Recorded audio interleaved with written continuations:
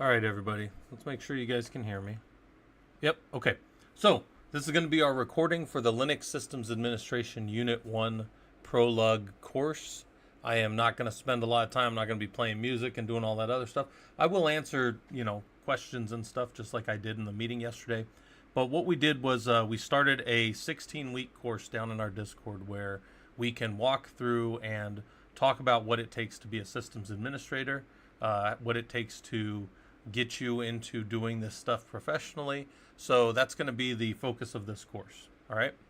So announcements. If you have anything that you want to ask me or talk about with this, you can message me down in Discord. It's real easy to get in our Discord. I'll have some of the guys post it here in a little bit. And then the first class meeting was yesterday. This was the 14th of September, 2024. If we had any announcements or reschedules, I would put them here, let you guys know. But for this week, we're just going to run through it. So the course is going to run from Saturdays to Saturdays, and there's a whole bunch of coursework that I'm going to show you and that you can work through. So let's get to it. So the first thing is we'll review the syllabus. So here's our syllabus right here. These are all available down in the Discord as well. So you can go down, you could drop into the Discord, and you could find these down in our ProLUG project section. Okay. There is a syllabus doc. There is a worksheet doc that we're going to go through, and then there's a lab doc that we're not going to go through right now. That's going to be for you to do on your own time. All right.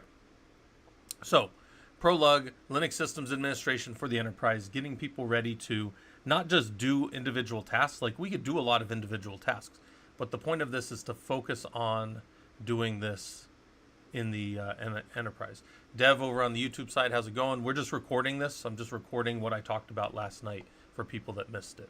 So I come down here a little bit. Here's the course description. This course addresses how Linux systems work for administration level tasks inside a corporate environment. So whether you're maintaining, like most of us maintain at least one or two Linux servers in our home environment, but this is like hundreds and thousands of servers. We got to start to understand how to jump between servers and work on them and all that kind of stuff. So this course will explore everything from the administration of a Linux server and fundamental command line tasks to advanced topics such as patching and web administration. So that's the things that we're going to do. There's no prerequisites. There's none of that stuff. There's no credit hours, right? This isn't a real college class. It's just like one. But the contact hours over 16 weeks will be about 8 hours worth of total work.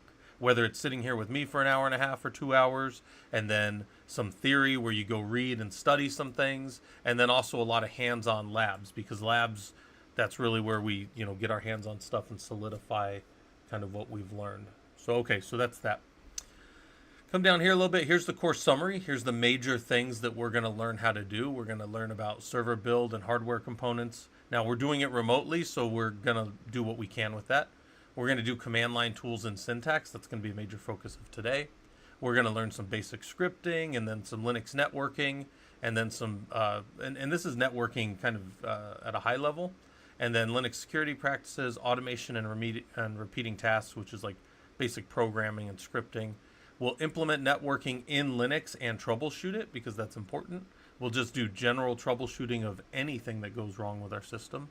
And then we'll do benchmarking and baselining. So these are the major things that we're going to try to learn over the next 16 weeks. For people who are a little newer, this is the whole focus of our group, is to get you guys doing this stuff professionally. All right, here's the course objectives. These are the things I always tell you. It's almost like a little contract between me and you. These are the things that I'm going to talk about and do.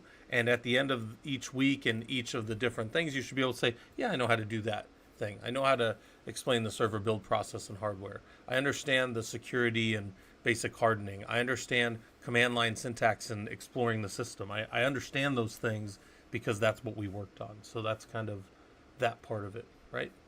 Oh, great. My system just blinked on me. Hopefully it doesn't crash.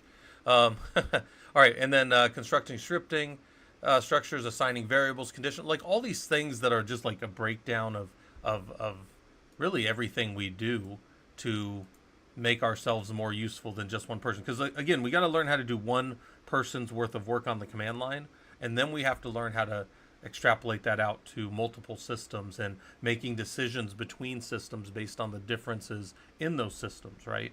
And we'll use tools like Bash for that. We'll get down into using Ansible for that because Ansible does a lot of that stuff natively. We just have to know how to use that tool. Okay? And then I can't see that. It looks like DJ over on YouTube. Hey, how's it going? So we come down here a little bit. Here's the learning materials and some of the references. For this course, you need to be able to get into Killer Coda, right? So Killer Coda is a free site, exists out there on the web.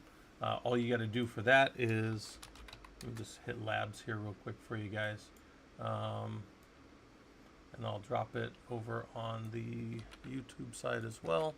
There's the lab access for my labs, but again, you can go in and do any labs. Some of the labs we're going to be doing today will just be in a sandbox environment. And this is what you need there. Some of you have asked, hey, can I do this course? Can I do the things that you're telling me to do, but could I do them all locally on my own machines? Yeah, if you have your own local VM and you want to run RHEL or Rocky or Fedora, that's probably the best way to do it. But if you had some other use case and you want to message me and say, hey, can I do that? I'm okay with that. I'm on Discord. It's easy to get a hold of me. By the way, normally Sunday mornings we do all labs, but we're doing this because so many people, we had 90 people down in Discord yesterday in a voice channel. So it broke the voice channel. We had to go to a stage to be able to get everybody in there and hear me. So I thought that was kind of cool. Like, I'm always trying to push the limits of what Discord can give us for free. We also have ProLUG lab resources. I have 19 servers that exist out there in the world for you guys to connect to. You can get in there and you can do these labs in there. And then when you reboot them, as you leave, you just reboot the server and it'll come up as a brand new server again. So I've built those out. I've shown some of you guys how we built them, and we'll talk about that throughout the course and stuff. That looks like this. If you were out on the internet somewhere, you would go to streamer1 at prolug.asuscom.com, and then you would jump into, you'd be jailed as streamer1, and then you could go to one of the 19 Rocky instances. Now, the password for that, the way that you log into that is down in the Discord, so you're going to have to go down in there and get it. I'm not going to put it out here on the web for every Joe, everybody, but it is for anybody that wants to use it. You just have to be a part of the Discord to go get that. All right. Doc said, course regarding Cloud. Yeah, they do have free stuff over on Code Cloud for the next month or so. So that's kind of, or the next week. That's kind of good. So here's our course plan. We're going to promote learner-centered activities. So it's going to be about you guys. You guys can ask me questions if you're there on Saturday when I do the actual class. This is just a recording later, right? And there's going to be fundamental Linux skills. We're going to learn about, there's going to be some group learning, and I'll explain that when we get to that part of the project. And then the performance-driven assignments, problem-based cases. We're going to do some case studies, projects, and discussions. We have discussions running right now in our Discord where I have questions for you, and you actually have to answer them by the end of next week. Saitama. Yeah. Okay. The class will effectively engage 40 to 60 learners. When I first wrote this, we had like 51 people say they were coming. And I think last time I checked on Discord, we were up to like 119 people coming. So we had 90 people there yesterday. So the purpose of me recording this is so that we then have, you know, this access for anybody who missed it or people that can't come to our normal times. Because I get it, 3 p.m. on an afternoon in Phoenix, Arizona time is not conducive for everybody, especially in Europe and maybe over in like Asia. So I'm recording this so anybody can get to it. I will post this up in the Discord as well when this is done, like the link to the YouTube, so anybody can have it and know what we're doing. But that is, here's our class schedule. So yesterday we got into the Linux lab access. That's what we're going to be recording today.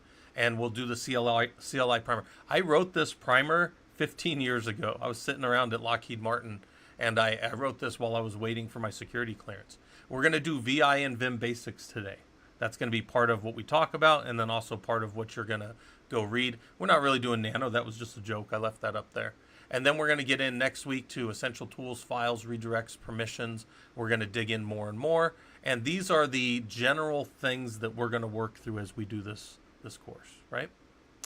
I should probably pull it up. There's going to be some troubleshooting. There's going to be an incident response. I'm going to have an actual incident call out, and we're going to work on, like, what's the fix? What are we doing? Like, you know, what actually happens when the stuff hits the fan and starts to throw errors everywhere? What do we do to figure things out? All right. Suggested learning approach, you should be able to study individually. You're going to find other people down in those discussions that are interested in similar things to you. So Then you're going to have people that are like peers, and like some people want to do more SRE stuff. Some people want to be Linux systems administrators, but Linux is really kind of the core of what we do in our group. So that's going to be kind of the core of what I focus on. Then, you know, work on course deliverables. There are things that if you want the little certificate, have you guys all seen the certificate? Here, I'll show you guys what the certificate looks like. This is the little certificate for this course. Looks like this. I think it's under streaming. Images. ProLUG. This is what the little...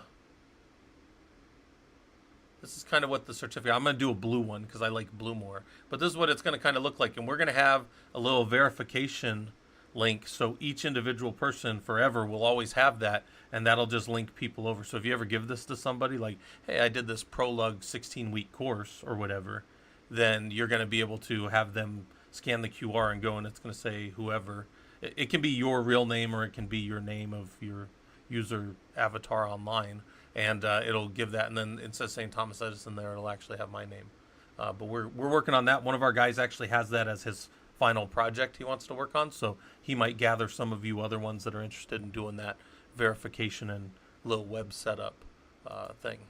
And I have web properties if we want to post it up on like the prolug.org, that kind of stuff. All right. So, you know, we're going to work on stuff. So that's our basic syllabus. So we'll look at the syllabus as we go, and we'll talk about the different things. But that is up on the Discord for you guys in the ProLUG project section. So, you know, again, Discord is right here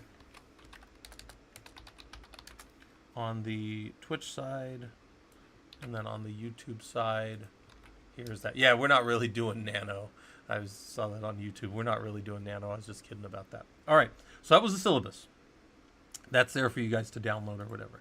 Let's go look at what we're doing this week. So this week, we're going to have, there's some assignments. There's topic 1 and topic 2.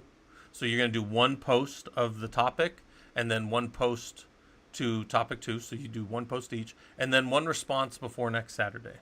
Next Saturday is, for us, the 21st of September. So if you're watching this later and it's already passed, well, you're going to have to catch up. Your worksheet, you're going to be able to take notes on there. I highly advise you get something out like LogSec or something, you know, LOGSEQ, right? Open up like LogSec and get into a, or Notepad++ and take notes as we go through this. That's the point of this. You could also take notes right in the worksheet. There's sections there for you to do that.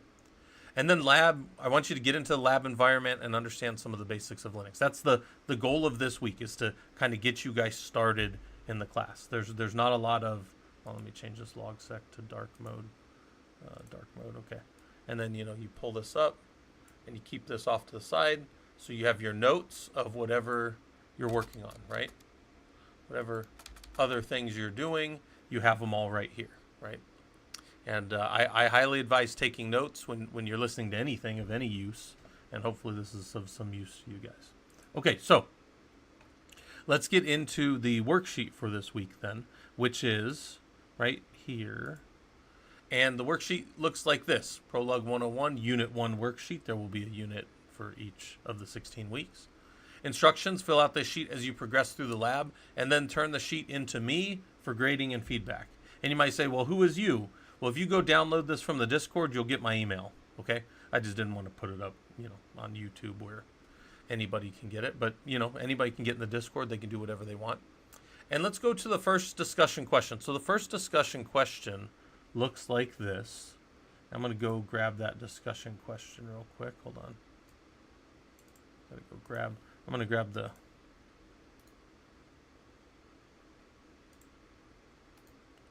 Let me copy the image. And I'll drop the image here because I realized that I didn't have it in here originally. But this is the... back this out a little bit. So this is the crux of what you're doing for discussion 1. Using a 0 to 10 system, rate yourself on how well you think you know each topic in the image. So here's the topics, right? And again, and it says right here, you do not have to post this rating, and this is for you. The questions here are for you.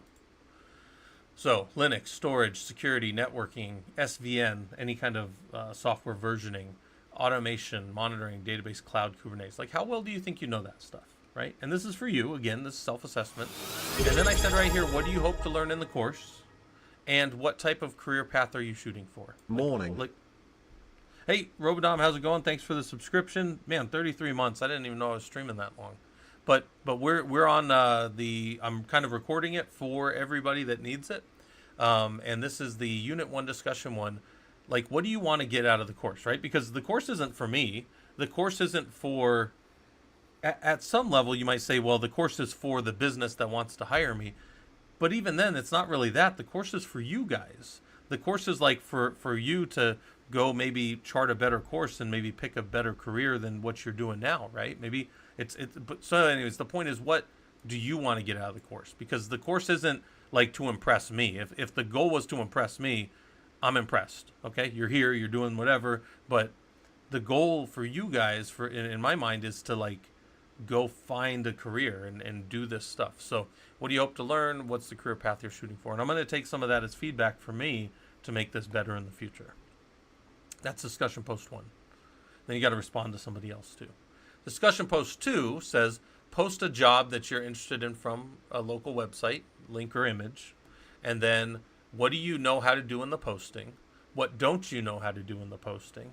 And what are you going to do to close the gap? What can you do to remedy the difference? So maybe you want to be a network administrator and you're like, well, what I know how to do is, check for an IP address on a Windows box. What I don't know how to do is everything inside of Cisco. So what do I need to close that gap? Well, I need to start studying some Cisco. Maybe I go download some of these free tools out here, like what is it, GNS3, and I can have a fully functioning network, and I can practice some of the steps and things that go into getting like a CCNA or a Net Plus, right? These kind of things. And that would be an acceptable thing to me about what you want to do with your career post. So that's discussion 2 is like kind of what kind of career are you shooting for? So the first one, self-assessment. Second one, job discussion. What do you want to do? And look, hey, if what you want to do is nothing, but you want to be good enough at something to be able to do nothing, that is also a goal. That is a fair goal. I know people who are like, I don't want to do anything, but I do this very well so that I can do nothing. I know some software engineers that are like that. They really just kind of work to pay the bills so that they can relax when they're off and buy their really expensive whiskeys and stuff. Right? A big goal of engineering is being good at the stressful stuff so that we can enjoy our off time, right? Okay, doing network engineering in a hospital, cloud networking is a goal. Nice, NetWit. Now, NetWit, if you want to be part of this, I don't know if you're on there, but in our Discord, these discussion posts are up there for you guys to do. All right, so then in the worksheet, I've got some definitions, terminology for you to go write up, find, read, whatever. There's some notes and lectures. I think if people are posting cool links or I'm talking about things and terms that maybe you don't understand, you're like, what the heck is that, right? The cloud, right? You do something like that because you're like, I don't even know what he was talking about. But now you can go and you can then go on a Google or DuckDuckGo Safari and learn the different things. Maybe we talk about some useful tools and there's some things that are good in there. Well, anyways, the point is note-taking is its own skill. And what you need to be kind of good at in note-taking is taking raw notes of all the information that's useful or things that sound useful or interesting that you want to go read about later. And then another skill of it is to go back and actually review your notes later. Those are like 2 skills. Some of you guys have seen and been around long enough to know that I'm just like a hot mess of notepads everywhere. But my raw note-taking process is just gather all the data as I do my engineering and my administration. And then I filter that down, and what comes out, what like other engineers and management sees, are very cleaned up resources. But they start out as raw notes, right? Like I have to be good at my note-taking. So you got to do your note-taking for this course. You got to practice that. It's good for you. And then there's a lab. There's a lab called Unit 1 ProLUG Lab Essentials. I'm not going to pull that lab up right now. That lab is in the Discord if anybody needs it. To be completed outside of the lecture time. And then I want you to start thinking about your project ideas. There's going to be more to come on that in future weeks. But there are going to be, and I give you 6 topics to think about. You could do system stability. You can do system performance. You can do system security, right? You do system monitoring, Kubernetes, programming automation, But the point of it is, and the goal of this project is, you will research those things, you will design something, you will deploy it, and you will document it in a way that improves your administration of a Linux system. Okay. Movie time. We are working on. I'm recording the session from last night. We had 90 people. It was so big that Discord couldn't even handle it in the voice channel. We had to switch over to one of those little platforms, the like the stages, and then the stage says it can handle 150. So yeah, it was so many people in there that we had 119 people say they were coming, and I've been joking around for a long time. I want to break Discord. I want to see what the limitations are of it. Well, we've broken the limitations of Discord 3 times in the last few months. We had our in our Linux group, on our ProLUG, on our 5-year anniversary on Discord, we had so many people in there that we found out after 25 people you can't use your video cameras. We didn't know that. And then yesterday we found out that after about 60 people you start getting real like voice problems, and then you have to go over to a stage, so that then on the stage you guys could watch me again. So that's kind of cool. And then the last one, on Friday when I was running kind of like the pre-course for this, we had so many people joining Discord that Discord sent all of the moderators an alert. I thought that was kind of cool. It was like, hey, something's going on with your server, and I'm like, yeah, people are hanging out there. So we had like 1 to 2 people, I think, every 5 minutes popping in there. So if you go to our Discord and then you go look back to our welcome section, Friday night was like just an explosion. I think we had like 70 or 80 people join, and Discord thought that we were being under attack, and I thought that was kind of cool. I was like, yes. Because, the goal is to get more of you involved in doing this stuff. All right. So back to the worksheet. The last thing, there's 2 last little things. Digging deeper. And this is a thing. And by the way, we found out that this Vim Adventures is not free, so I apologize. Everything in this course is supposed to be free. Vim Tutor is definitely free. You can go get Vim Tutor on any command line on planet Earth. What did you learn? What did you not know? You could go to the Vim Adventures and do the first few, I guess, for free, and then there's some cost. And then somebody had found a pretty good little YouTube video, and I said, go see how far you get, and what did you learn that you didn't already know about VI or Vim. But with all 3 of these, well, this one you're already in Vim, but I would tell you, go jump into a tool and practice it along with whatever person's talking. Don't just say, oh, I'll watch it. If you just watch something, like there's this old saying, I see, I forget, I hear, I remember, I do, I understand. No, that's backwards. I hear, I forget, I see, I remember, I do, I understand. That's what it is. But even then, it doesn't matter. The point is, if you don't have your hands on it, you will not remember most of this stuff. It's just going to be coming so fast that you're going to not remember it. So, okay.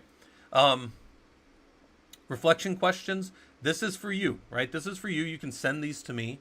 But the goal of your reflection in anything, it's kind of like journaling. It's almost like I'm tricking you to journal. But the idea is you reflect on what went well. So what questions do you still have about this week? That would be something we'd say are doing poorly. Like that's something that, either I left a gap or something was disconnected. And then how are you going to use what you've learned in your current role? Now, if your current role is like I break bricks all week and then I study this because I want to get out of breaking bricks, that could be what we say is what you're going to use on your current role. All right. Crosby, hey, I'm glad you launched this course. This is something I dig into. Is it ready yet? Where would I be able to take it? Crosby, it's in our Discord. So if you guys go to our Discord, right here, and you jump down into our ProLUG projects. Time to level up. You can go to ProLUG projects, and here's all the pieces. Here's the materials. Here are the discussion posts and the discussion questions you can go get in. Hey, thanks Control Byte and Robodom for the resubscriptions. I always appreciate those. And you can use Prime anywhere, but if you use it here, that's kind of cool.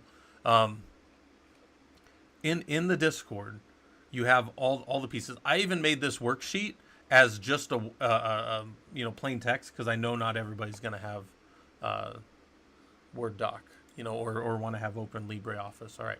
So this is, at the end of the day, kind of the crux of what we're doing. I would advise either taking notes here or taking notes somewhere as you do this course. And then as you go and you do the discussions, by the way, anybody that goes to do the discussions right now, you would find that there's a whole bunch of people that have already done discussions. And you're going to find people that are looking for SRE roles and DevOps roles and other things that are the same type of things you're interested in.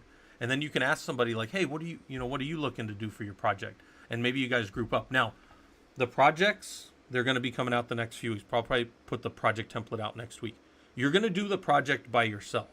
The project will be turned in, like if you do a security project and you're like, okay, I'll stig and harden a box and then I'll turn that into an Ansible playbook that does it, fine. But you might also find that 2 or 3 other people are interested in doing that same thing. So you guys can work together. You can be down in the Discord. There's all those voice channels. You can be working on stuff together, but you're turning it in individually. And the reason I did that was I didn't want to put you guys into like project groups. People flake. People flake in college when they're paying thousands of dollars for something. I imagine people would flake here when they're not paying anything for it, right? So I wasn't going to do that to you guys, but I wanted you to still get that experience of working together with people. So I think that you could go spend a little time and kind of learn about that. All right, so that's this week's stuff. All right, questions, you can get a hold of me, Het Tanis. I'm on all of these different things. One of our newer members kind of put together all these slides for me, and I thought they were really nice, so I actually was like, well, I'll use them for the course. So if you need to get a hold of me, do it on Discord. Do it out where people can see. You can ask me questions in the general chat. You can ask me questions. There's actually a like a Twitch and a YouTube streamers channel where you can ask questions about anything you see here. But if you go down in the Discord, you will probably find the answers you want. All right. So enough of that. Let's go back to here and let's pull up this. So Killer Coda. I'm going to link Killer Coda for you guys. Actually, Robedom, if you're around, will you link Killer Coda to everybody? Do you mind doing that? And you can get into Killer Coda for free. You can go to the playgrounds. I'm going to go to the playgrounds, and I'm just going to go to a 2-node environment. You can go literally anywhere you want. You don't have to go in any special one. And all I want from you guys, for anybody that wants to follow along with me, is just give me like a, I don't know, like a dino dance or something like that. Or, I don't know, YouTube side, you guys can just give me like a thumbs up if you're in a command line command prompt. If you want to follow along with me and do this with me, this is the time to get in the command prompt. I'm going to wait about a minute for you guys to get in there. All right. Saigama, it doesn't matter what cloud you use. No, I'll probably talk about cloud generically. And then maybe we'll do some deployments in AWS because that's kind of what I do. That's what I know the most. I've literally never deployed a resource in Google Cloud, so that's kind of funny. So, and Troyoka, hey, thanks for coming by. Hopefully this stuff's useful to you. We'll get started here in a minute on this, but this is, so if you're doing the course, let's talk through the definitions and terminology. You can go and research and add any other notes you want to these things. But I was talking about this yesterday, and I was saying, well, there's definitions and terminology for all of this, but there's also like kind of the practical application of seeing what's going on in your system. So we'll kind of balance between them. But what is the kernel, right? Like, what is the kernel? The kernel is kind of the brains of all of the Linux operation, right? The kernel is the process that's running that interacts with the hardware. It interacts with all of the individual modules and other systems that, because really Linux at the core is a kernel, and then it's a bunch of different processes, and those processes are all interacting with the kernel and getting permission to go to memory and different locations. And it looks like my system just froze up. So hopefully, did my system just freeze? Am I back, guys? I don't know if I can get a thumbs up here. I just saw myself freeze, and I just saw my whole system. Sometimes, man. Sometimes, like, everything's going good, and then it just crashes. All right. I'm good. All right, I'm back. So the kernel is kind of the brains. It interacts with the processor, everything on the system bus, and makes sure that everything can talk everywhere. And one of the things you're going to want to know in a system is which version of the kernel you're using. You have a uname command, and you can type that in, and you can see that you're on a Linux box. The version of the kernel you're on is 5.4.0-131, and that version is using a thing called semantic versioning. So if you've never heard of semantic versioning, I would go over and look up like semver.org, and I would drop in here and I would read a little bit about how semantic versioning works. Look, 10 years ago, I would have told you, leave that stuff to the coders. Leave that stuff to the guys that are doing development. But nowadays, when everything on even like my systems engineering side of things, I have to constantly put things up into Git, and I have to constantly do code reviews with other engineers and work on stuff. And the thing where like you used to keep us systems administrators and engineers like locked in a closet and I never had to talk to anybody, that's not really the case much anymore. More and more, I am having to interact with other teams, and I think I told you guys I used to run the multiple teams over at the at AAA, and I had like 200 dev teams that I would work with. I didn't run those teams. I was the platform engineering lead, but I would interact with these teams, and I had to learn how to talk the way that they talked, and I had to learn these things. And 10 years ago, again, I would have told you, whatever. Nowadays, though, this really matters to us. It always mattered to us a little, but now I do code reviews with people, yeah, with developers and stuff, absolutely. Not so much now on my role at Redline, because my role in Redline is mostly us working on deploying high-performance compute systems, but I have to do them in a standardized way. So there's Confluence documents, which are a lot like your media wiki for people that write that stuff. Yeah.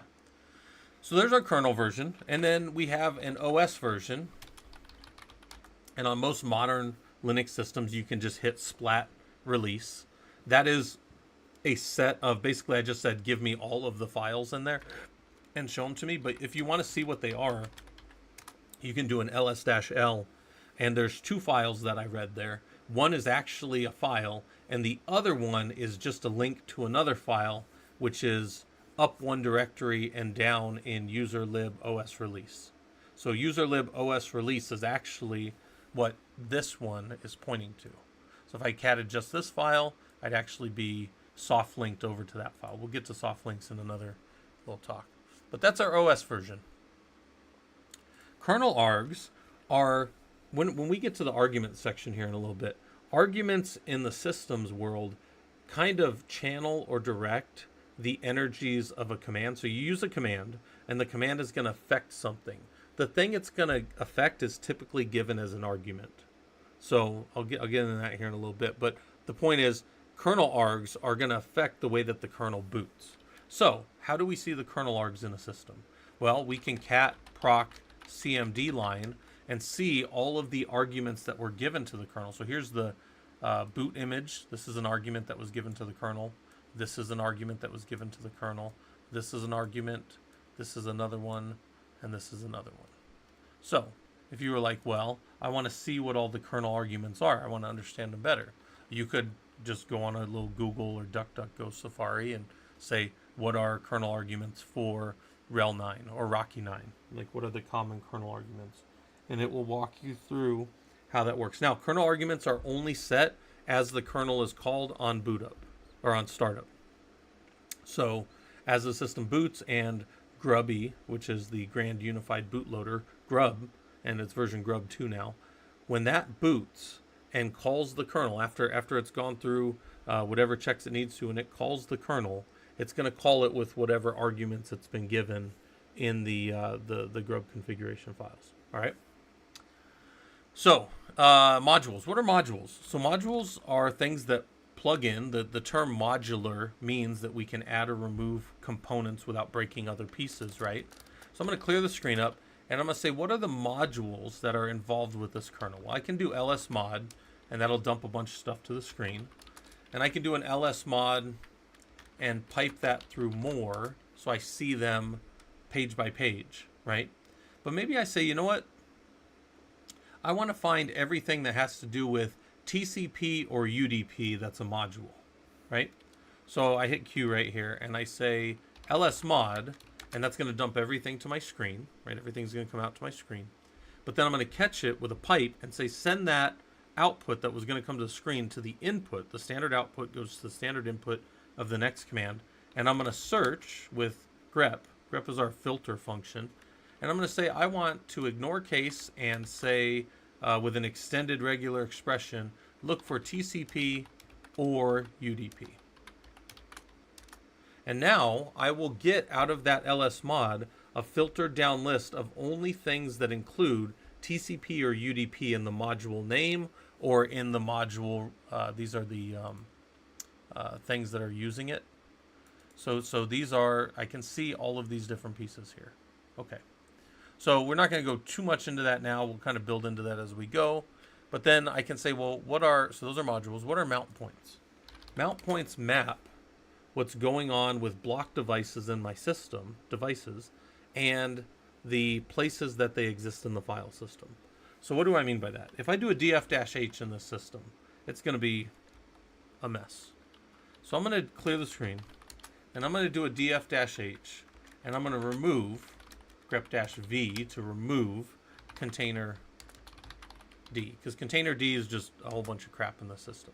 And that's a lot better. That's much more stripped down to just kind of what we want to see. But all of these here are devices. So devices is some big some set of things. And a subset of those are block devices. So block devices are your disks. Block devices can be added to a server sometimes when it's running, sometimes not, depending on how old the kernel is. Older versions of the kernel can't add hard drives in a dynamic fashion. And that didn't matter because they used to all just be in servers, in physical hardware, and you couldn't add things there. The very obviously, yeah, the flag for remove is -v. Yeah. But V is just, it's like an invert. I think that's what it's for. It's inverted, right? I'm just kidding. I have no idea where the V came from for that. But anyways, devvda1 is one of our block devices, and it is mounted on / or the root of this system. So now my mount point in this system for a block device, devvda1, is right here. Another way to see that is you can go mount and then maybe grep-i for VDA. And when I do a -i, I'm ignoring case, because Linux is very case sensitive in a way that like people that come from Windows can't even comprehend. Everything's case sensitive, up and down, whatever. But if I do a -i, I'm just blanket. I don't care if it's upper or lowercase. Show it to me. And now I see there's 2 mount points off of this block device. The block device is devvda. That's the first disk in the system. And the disks enumerate or count on this A letter. So they go devvda, devvdb, devvdc. That's how they count up. And then the partitions within that block device count up here, or enumerate, if you will, count up here. And then in this case, it's 1 and then 15. So if you were to ask, are these partitions on the same block device? The answer is yes. They are 2 different partitions on the same block device. They are mounted in 2 different locations. One is mounted to the root of this file system, and the other is mounted to boot EFI. Okay. Okay. Those are mount points. And then text editors. Text editors are how we're going to fix things, how we're going to look at things. If I VI something like etc ns switch, let's say, I'll leave that up there for a second so you guys can go in there if you want. VI etc ns switch, and 1, try to look at what that file's doing. What do you think that file's doing? And 2, we can go and we can look at how EFI is a way that you can boot. That's it's a more secure bootloader. So it's another way to boot. So VI etc ns switch will give us, it'll drop us into the VI tool. You can use Vim as well. People use VI and Vim. And now I've got this text editor, but I don't have a mouse. I only have my hands here. So I can use my arrow keys to move around in here. I'm in what's called, I need to actually go grab a graphic for this for you guys, but I'm in what's called command line mode here. So I'm in command line, and I could take this and I can do any commands that I wanted. Like if I wanted to delete a line, I could use the dd command and that would delete a line. I can use the u command to undo the last thing I did. I can do p to paste the command that I just deleted. I can say YY and P, and that will delete, or that will copy a line and then paste it. I can grab blocks of lines. So in command mode, I can do all these sets of commands, and there's literally millions of them. There's so many things that most of us don't even bother to learn all of them. There are some good ones to know. Like if I had a really long file and I need to get to the bottom, Shift G will get me to the bottom. If I need to add a line here, I'll just hit O to go into insert mode, but adding a new line underneath. I can hit escape at any time to go back to command mode. So you're in command mode when you drop in, and then when you hit I, O, A, any of these different commands that will drop you into an insert mode, you drop down into an insert mode. And with A, you'd go into append mode, but it doesn't matter. But the point is, when you're ready to leave that mode and go back to command mode, you're going to use the exit, escape character. So you're going to hit escape, you're going to go back. Yeah, GG, lowercase gg, will take you to the top of a file. So shift G to the bottom, lowercase gg to the top, but only in command line mode. If you're in insert mode like this, and you're trying to hit like, right, you're stuck, you have to hit escape to go back to command mode, DD to delete that line, and then GG will take you to the top. Shift G will take you to the bottom. So anyways, it's like a whole dance, right? There's a whole thing. And this is what Vim Tutor, which you're going to do later if you want, will show you how to do, is how to maneuver and manipulate files without a mouse, because you don't really have a mouse anymore. You're here, right? There's visual mode. Yeah, there's all kinds of modes. There's visual block, and then you can like move things in and stuff. I got a fly flying around me. That's one of the nice things about Phoenix is when it's really, really hot outside, it's too hot for fly. Like they just go off and die somewhere. They don't bug you too much. Anyways, but I feel like I got like, maybe it's just my hair. My hair is really long. The wife hasn't cut my hair in a while. So, okay, anyways. So we're going to go here, and you've got all these things. When you're ready to leave, you want to go from command mode to last line mode. And last line mode is easy. It's just a shift and a shift, and you're going to hit colon, right? So it's semicolon, but shift makes it a colon. And now you got a little colon at the bottom of your screen there. And in here, you can write the file if you've made changes. You can write to a new file name if you wanted to, right? Or you could write to the file that I'm in and stay in the file. So I could write this file and stay here if I hit enter right now. I could write and quit. I can write and quit explicitly as root, forcing this file to change even if it was read-only. There's a whole bunch of things to go do there within the VI tool, right? Like if I had opened up, so watch this. I did VI, but I could do Vim if I have Vim, and that would be just a little more, there's a little more to it. Like Vim has some more powerful editing options and stuff like that. I think you can do plugins with Vim and that kind of stuff. But I can also say, you know, get out of there and I didn't make any changes. That's explicit with an exclamation mark. Exclamation mark is kind of like, do what I said. It's kind of like, it's almost like your sudo. It forces the thing to do what it would have warned you about otherwise. But what I want to show you is you can also view a file. And view opens it up in read-only mode. But let's say I add a line to the end anyways, and it says, warning, you're changing a read-only file. And I say, write quit it. And it goes, you can't do it. And I say, write quit, but I'm root. And now it did do the change. Does that make sense? I'm going to get rid of that just because I don't want, right? I don't want to change my file in any way. But that's what a text editor is. And again, those kind of definitions are for you to go kind of mess with and figure out. But down here and digging deeper, it's like use Vim Tutor. So Vim Tutor is in most Linux systems. And Vim Tutor will walk you through all of these things. So you say, okay, it's a very powerful editor. I'm pressing the down arrow. And then it tells me that I can move the cursor around by saying L to go this way. I can use H to go that way. I can use K to go up, and I can use J to go down. Wow, I just learned something. ICQ, it's explicit, but yeah, if you're trying to write to a file that you don't have permissions to, that override won't help you. ICQ, no. No. It is being it's being explicit, but you're still in the same user mode that you always were. So the question was, if you do that exclamation mark as a normal user, do you get root's powers? And the answer is no. You only have the powers you have. So if you were editing that file and you were a normal user and you didn't have those permissions, your exclamation mark would fall on deaf ears. Think of it like that. All right. But you can always look at something in a text editor. Okay. You would get no prompt ICQ. It would break. All right. I'm going to escape out of there. And there we go. All right. So that is that part of it. Let's go jump over to this other thing. thing that I wanted to show you guys. So this is a primer for Linux. I wrote this thing 15 years ago, but I still think it's one of the best little ways to kind of get started in the systems world, right? So here's the things we're going to do. We're going to get help and understand syntax. Knowing like syntax at the command line, probably one of the most important things you can do, because syntax is how this system interacts with me. You know, I'm just sitting here at a blank screen and I'm staring at it and it's staring at me and nothing's getting done, right? So I need to understand syntax. Then I need to understand how to get help in case I don't know what I'm doing.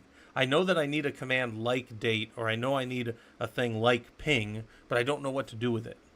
Then we'll learn a bunch of the basic command utilities, and then we'll know about the file structure, hierarchical structure that we use everywhere, and then what is absolute versus relative paths.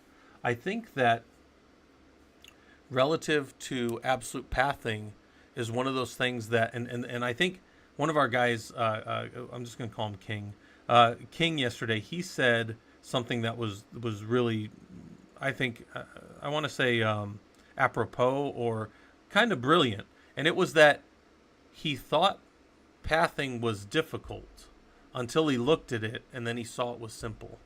And I think that that's something that, like, if you just always go, pathing's hard, you know, I'm never going to learn it, you might never learn it. But if you just spend a few minutes and you kind of like look it in the face and you go, all right, I understand this thing, you know, I get it. I think you'll understand pathing well if you kind of allow yourself a little bit. So let's do this part. So we'll run through this. I'm gonna spend a little more time on this, but or a little less time than I did yesterday. Yesterday I talked for like 2 straight hours yesterday. It was wild. And I spent more time in here than I had intended to. But get yourself to a command prompt. The things I'm going to show you here directly relate to typing. So you hear me, you do it, and you remember, and I think it'll help you to solidify some of these things. Okay. All right. Incorporate the Obsidian program. There's a Vim mode in there. Yeah, NetWit. I've heard good things about Obsidian. I haven't delved into that yet. I've been told that this logsec that I use is kind of like a lightweight Obsidian. But I might play with Obsidian one of these days because I've heard good things about it. But I haven't been in there yet. All right, so we're gonna go.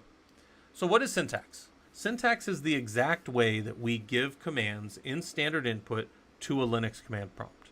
We're sitting at a command prompt here. We have some commands that we can use, and a command that we might call by name is ping. Ping is the packet internetworking groper, and it uses ICMP echo requests to get echo replies from network devices that are using TCP/IP on a network. That's what it does. But we call it by its name, ping. And then we give it options. I can say -C1, and that will change the behavior of ping going against an argument like maybe yahoo.com. So, ping to Yahoo, ping is the command, Yahoo is the argument, and options, or some people call them flags, they'll call them options in the man pages, that's why I call them options, will change the behavior of how they work. So, in this case, I said ping, but only one time to yahoo.com. Now, that gave me a bunch of output, which came to standard out on my screen. And we can also get standard error if I do something like this, right? I'll get standard error to come out, which is ping gave me that there's an invalid argument. I give some, what the heck's an FF? But a 1, when I give a good value, will give me the right thing. So different commands are going to have different levels of like error handling and correction. But for the most part, if a command to an argument gets an option or a flag with bad parameters, it's just going to give you standard error, which is coming to 2. So, sorry, standard error is, 2. So standard input to a system is considered 0, standard output is considered 1, and standard error is considered 2. You don't need to know all those now, but you're going to pick them up over time. Like I always give you guys that example of like going to the gym with your buddy. Your buddy's just going to make you go bench and make you go squat and make you go deadlift. They're not going to tell you, like, these are the muscle groups we're hitting and this is all the stuff we're doing. That's not how that works. They just kind of make you do it. Well, it's the same thing here. I'm making you do it, and you're kind of assimilating and figuring out some of the stuff as you go. So, this is syntax. Syntax, if you error, look, one of the things that I think keeps people from doing Linux and being like a Linux administrator and being confident enough to go be an engineer and build stuff for companies is that the command line is 100% unforgiving. If I say, right, it doesn't know that I meant ping, and if I did, it doesn't know that I meant ping. I mean, it might try to help me, but it doesn't, right? Like there's some controls in there and things that are happening behind the scenes to protect me from myself, but it did not execute the ping that I wanted. Does that make sense? So in some sense, the command line is a very unforgiving thing, and that intimidates people. So how do you get over that? How do you get over like the fear of public speaking? How do you get over the fear of something not working correctly, especially if people are watching you? Most guys I know that have been in this industry 30 years, they won't let you watch them at the command line. That's like, they feel like that's almost like sacred, like their interaction with the command line. And I say, well, why not? Like, why don't you? Yeah, auto completion's good too, but because that's just another thing that helps you to get things done. But the point is, it's like I think if you spend time and understand a thing, then you don't feel. I don't want to say like as intimate about it. It's more like you don't feel embarrassed that somebody's going to criticize what you're doing. People criticize me all the time. Like on here even, I'm like, but I'm building stuff.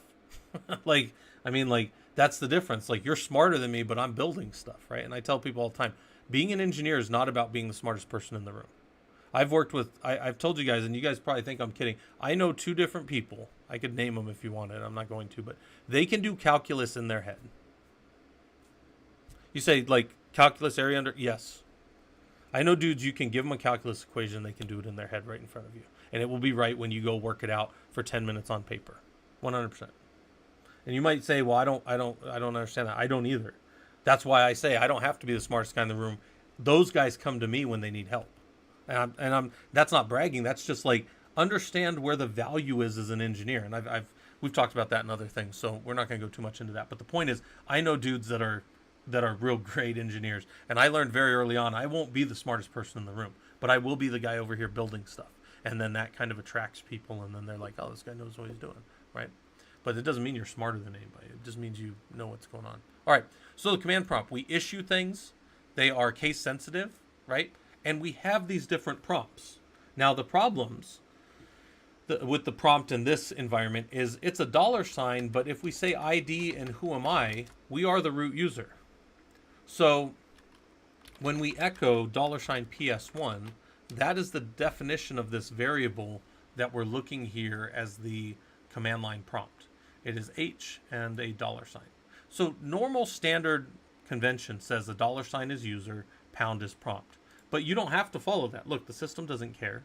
We are the root user. We could reboot this system, but we have a $. So if you wanted to fix that, you could just say PS1 equals backtick 8, or that's just a single quote, H and then a pound sign. And this would fix that variable that you see at the command line. You can modify that variable all kinds of ways if you want. And I even think you could man PS1, if I type it right.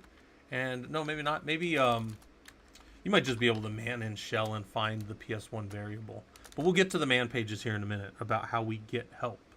Yeah, be the get or done guy. Be the person who, like, it's really funny. I mess around literally all day. Like, I'm watching stuff and doing stuff, and I have friends, and some of you guys know these guys down in Discord, that they're like, this guy Scott gets more stuff done than anybody I know. And I'm like, I don't know how the fuck that's possible, because I literally, like, a couple years ago when I was building out like the Noah project, I finished Naruto. And you say finish Naruto, I finished 768 episodes of that. Right? I don't know how the hell I did. I think I should have a gold. Anybody that finishes Naruto, by the way, I think deserves a gold star in life. Like, that's an achievement. I didn't watch any of the shorthand ones. I watched the whole damn thing. This was a few years back. But it's like, but I also got all this other stuff done. But it's because, like, I don't know. Anyways, I don't know where I'm going with that. But now it's in the recording, right? All right, but anyways, it's all recorded, I guess, at some point. So let's go to getting help. How do we get help?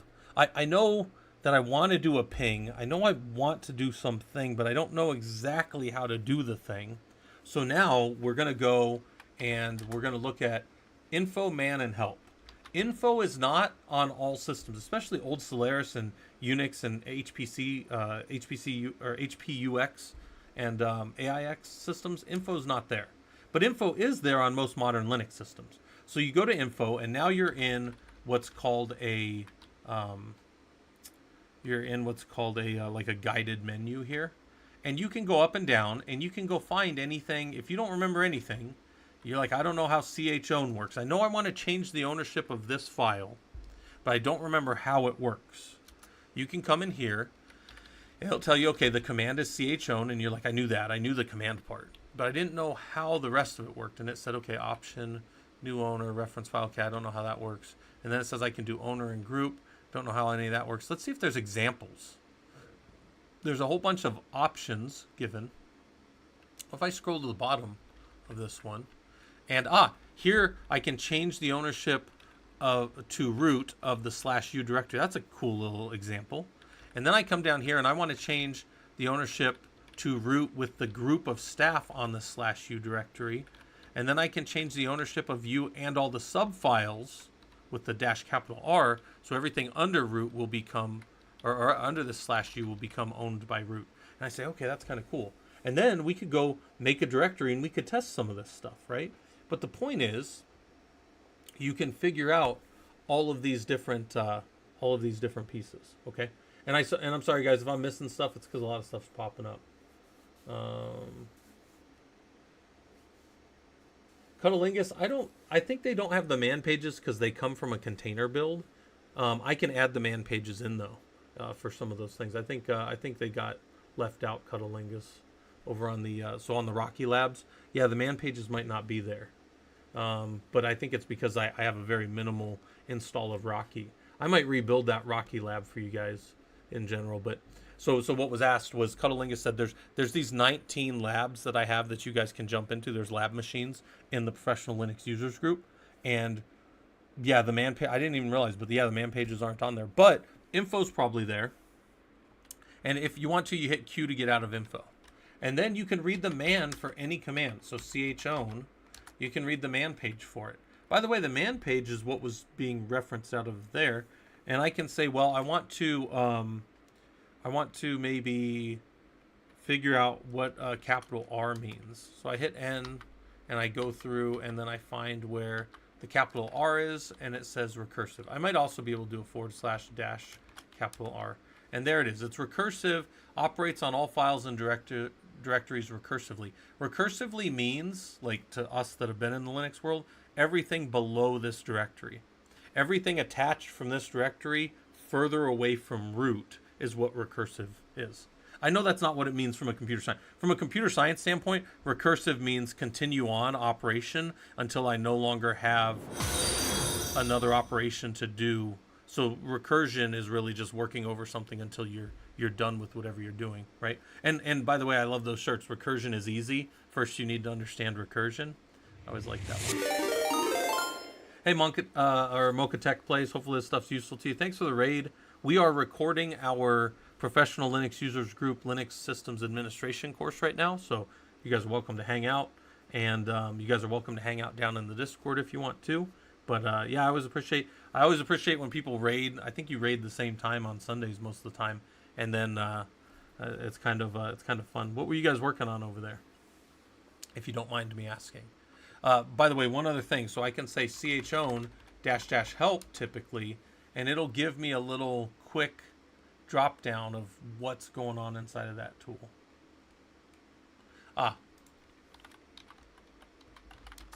Recursion in Google. Did you mean recursion? Did you mean recursion? Did you mean recursion? Did you mean recursion? Did you mean recursion? That's like wine. If you guys know what wine is, WINE. Wine stands for wine is not an emulator, which stands for wine is not an emulator. And the W stands for wine is not an emulator. That's bugs me to no end, right? Yeah, that's funny. Did you mean recursion? I like that. Just keep going recursion all the way down. All right. So my point in showing you guys this is you can go to the command line and you can know you want to do a thing. Like one example I gave yesterday was date. date is cool. It's a good command. It gives you the exact date that my system sees right now. That is the time in UTC on the system that we're on. But what if I needed to know, like if I wanted to put that date into a file, like into a file name, that's terrible. That's not going to work right. So I need something that, like, I wanted to touch test file dot date. This isn't going to work right. It's going to give me a whole big mess. So I got to find a way to use date in a way that's going to be useful in my logging and my log scripts and all these other things, right? So Diamond, you said you had Google offer to take you to a test page. That's pretty cool. Yeah, they used to have, I remember Facebook used to have some coding tests, and you used to just be able to say, you can just go right here and click and take this test whenever you want if you want to come work for us. I remember Facebook had that years ago. I don't know. All right, so let's say date. Let me ask you guys this stuff. Can any of you find how to do a date that maybe looks just like, maybe something that's readable in a file system, not this kind of garbage, and maybe it just gives today's date. What might you do? So it's going to be a touch test file dot date something right here inside of my little backticks. Anybody kind of know what that might look like? This isn't like a challenge to see you can find it fast. This is something for you to think about and go, what would I do? Would I go read the man pages for it? Probably. Would I do a dash help on the end with just the date to see what it shows me? What might I find here that's kind of useful, right? What kind of things out of this might be kind of useful for me? I like to use +% F like this. That's what I like. And now when I ls, I got this guy. But, by the way, I can say date +% F just to test. That's capital F. And then that's pretty good. That looks fine for a file. And if I knew that I was only going to write the file once per day, that would be perfectly at the resolution or granularity level that I want for that file. Now, if I was going to write this file every few minutes and I was testing, I might want to change that up to something more granular. So how might I do, let's say I wanted to do that, but I wanted to add like seconds after it or something like that. Or maybe I wanted to add like a timestamp after that. Anybody know how I might do that? What might the different stamps look like that I could do? Okay, I could do hour. I can do, that's minutes, right? Is that minutes? Yep. And then I could also do seconds, right? So I could do something like this if I really wanted to. I could do that, and then I could do a %h %m %capital S, and then now I've got that, and I use dots, but you could use whatever you wanted in there, and that would be the exact time down to the second it was written in my system. But does anybody know what this one does? Lowercase s. Why didn't I use lowercase s? And what is lowercase s? I think most of you probably know or are somewhat familiar, but what's the lowercase s in a Linux system?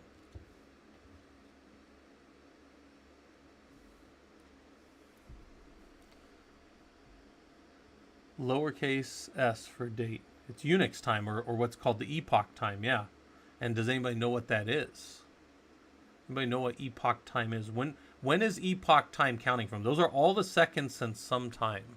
Anybody know when that is? You can Google it if you want. I think it's a good Google search. I think it's a good thing to know. Epoch time is all the seconds since midnight, so the start of the 1st of January, 1970. Yep. I don't know if ARP actually set that ICQ, but I know that it's set for midnight on the 1st of January 1970. That's what the Unix day is, epoch time. Yep. Okay. So we come over here and then we say info. Info walks you through interactive shells. We saw that. By the way, this is up in Discord, so if you needed this later to look at, you could have it. Man, you read the man of a page, so man, date, and then you come in here and you figure out some stuff. Right? And then here's all your formatting things that we were just going over. let me ask you one that's kind of fun. I'm going to clear the screen. Can you find me? So there's a tool called Cal. Can you show me a calendar of the whole year in Julian dates? And then I want you to think as you're doing that, what the hell is a Julian date and why do I care? I want you to, if anybody wants to try it, go find it, right? This is the recording for the Linux Systems Administration. So this is for the people that are following along with our course down in Discord. Yeah, I think Diamond, that it's going to be, or Dave, yeah, I don't know. I think it's going to be 2030 is when it runs out. All right, can we go cal-12 maybe? No, that won't work. So I'll go read the man page, and man on cal, and then I say, well, J is Julian, so that's capital J, and then can I say how many months back? So I can do the previous 3. I can do only the current month. That's the default. And I can display the whole calendar year. So I can say cal dash J and then dash Y, right? Oh, dash capital Y. What? Lowercase j. There we go. All right. We can do it like that. So we'll do lowercase j. I thought that was capital J for sure, but apparently I was wrong. Let's make this a little wider. And then now, what is the Julian day? Does anybody here know what the Julian day is? Let's see what this thing is. What's the Julian day? Anybody know? And why would you want to know your Julian day? Julian day is the number of days for this year that have passed. So watch this real quick. If I'm going to do this like this, and then I'm going to say, hold on, tell me from September 15th, real quick, guys, just check this out. This is why. Tell me from September 15th, which is today, what was 100 days ago? Somebody tell me. I don't effing know. Somewhere back here. But watching the Julian day. Well, we're on 259, so where's 159?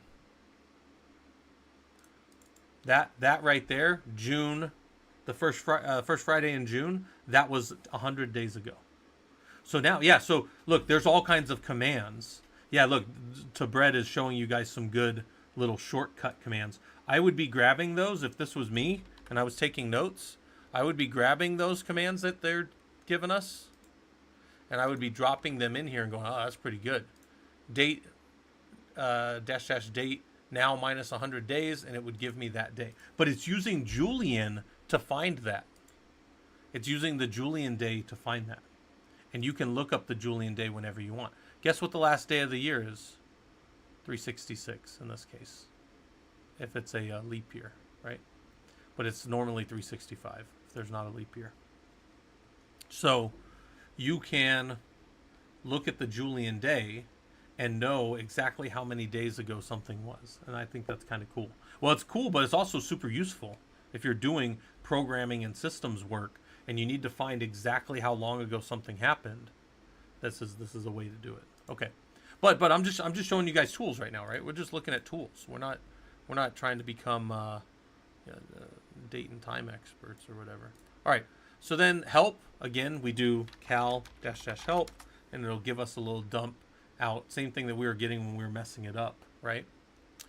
Basic utilities. So these utilities, we can locate things, we can look at the system, we can look at files, we can do compression and archiving of things if we need to.